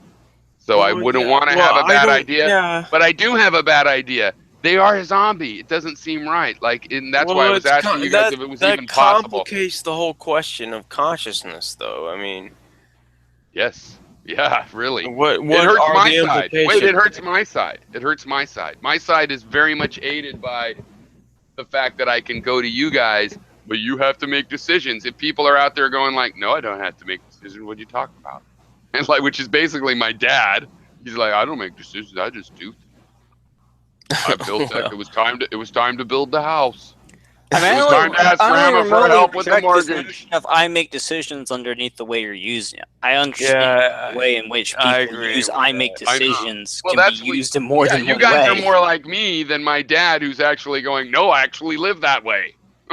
Right? Because you guys never had an answer to, no, I don't make decisions. But my dad actually would say, I don't make decisions. I just do the right What do you mean? thing We next." don't. I'll make decisions every day. I know, but that's what I'm saying. that's- That's why you guys, that's- even if you guys disagree with me, But you're that more similar depends to me. upon what I means. My dad is actually like, I do things, right? I just do things. The making a decision, no, he doesn't have to make a decision because he knows what has to be done. So, you know what I'm saying? He actually lives that way, and you guys are more on my side of a different but related argument about that. I But don't know. I actually think that's a separate. I actually thing think it's going on possible there. there's at least a gradient between making decisions and, like me, overthinking something, too much decisioning, where it's like you took too long. You actually Yeah, where but you're not recognizing that you're just experiencing your body's reaction. well, your guys' reaction is like mine. It sounds like that he probably had the same internal experience, but he doesn't dwell on it a lot. He looks outside his eyeballs, out at his land and stuff. what he He means, doesn't look inside at his whatever brain. he means, has no control over that. But there was another side question to it where he was saying he doesn't have an internal voice. Like if he's thinking, what should I get my wife for her birthday? You know, he doesn't say it out loud, but he also doesn't hear it in his head. Like, Well, that just means, he's not introspective. I think so. So It's got to what? still be going on, though. I think there is his voice in his head, and he's just not listening. That's my interpretation. How else Well, could he it could be? just be bullshitting you. He doesn't want to let you in on his psychological makeup.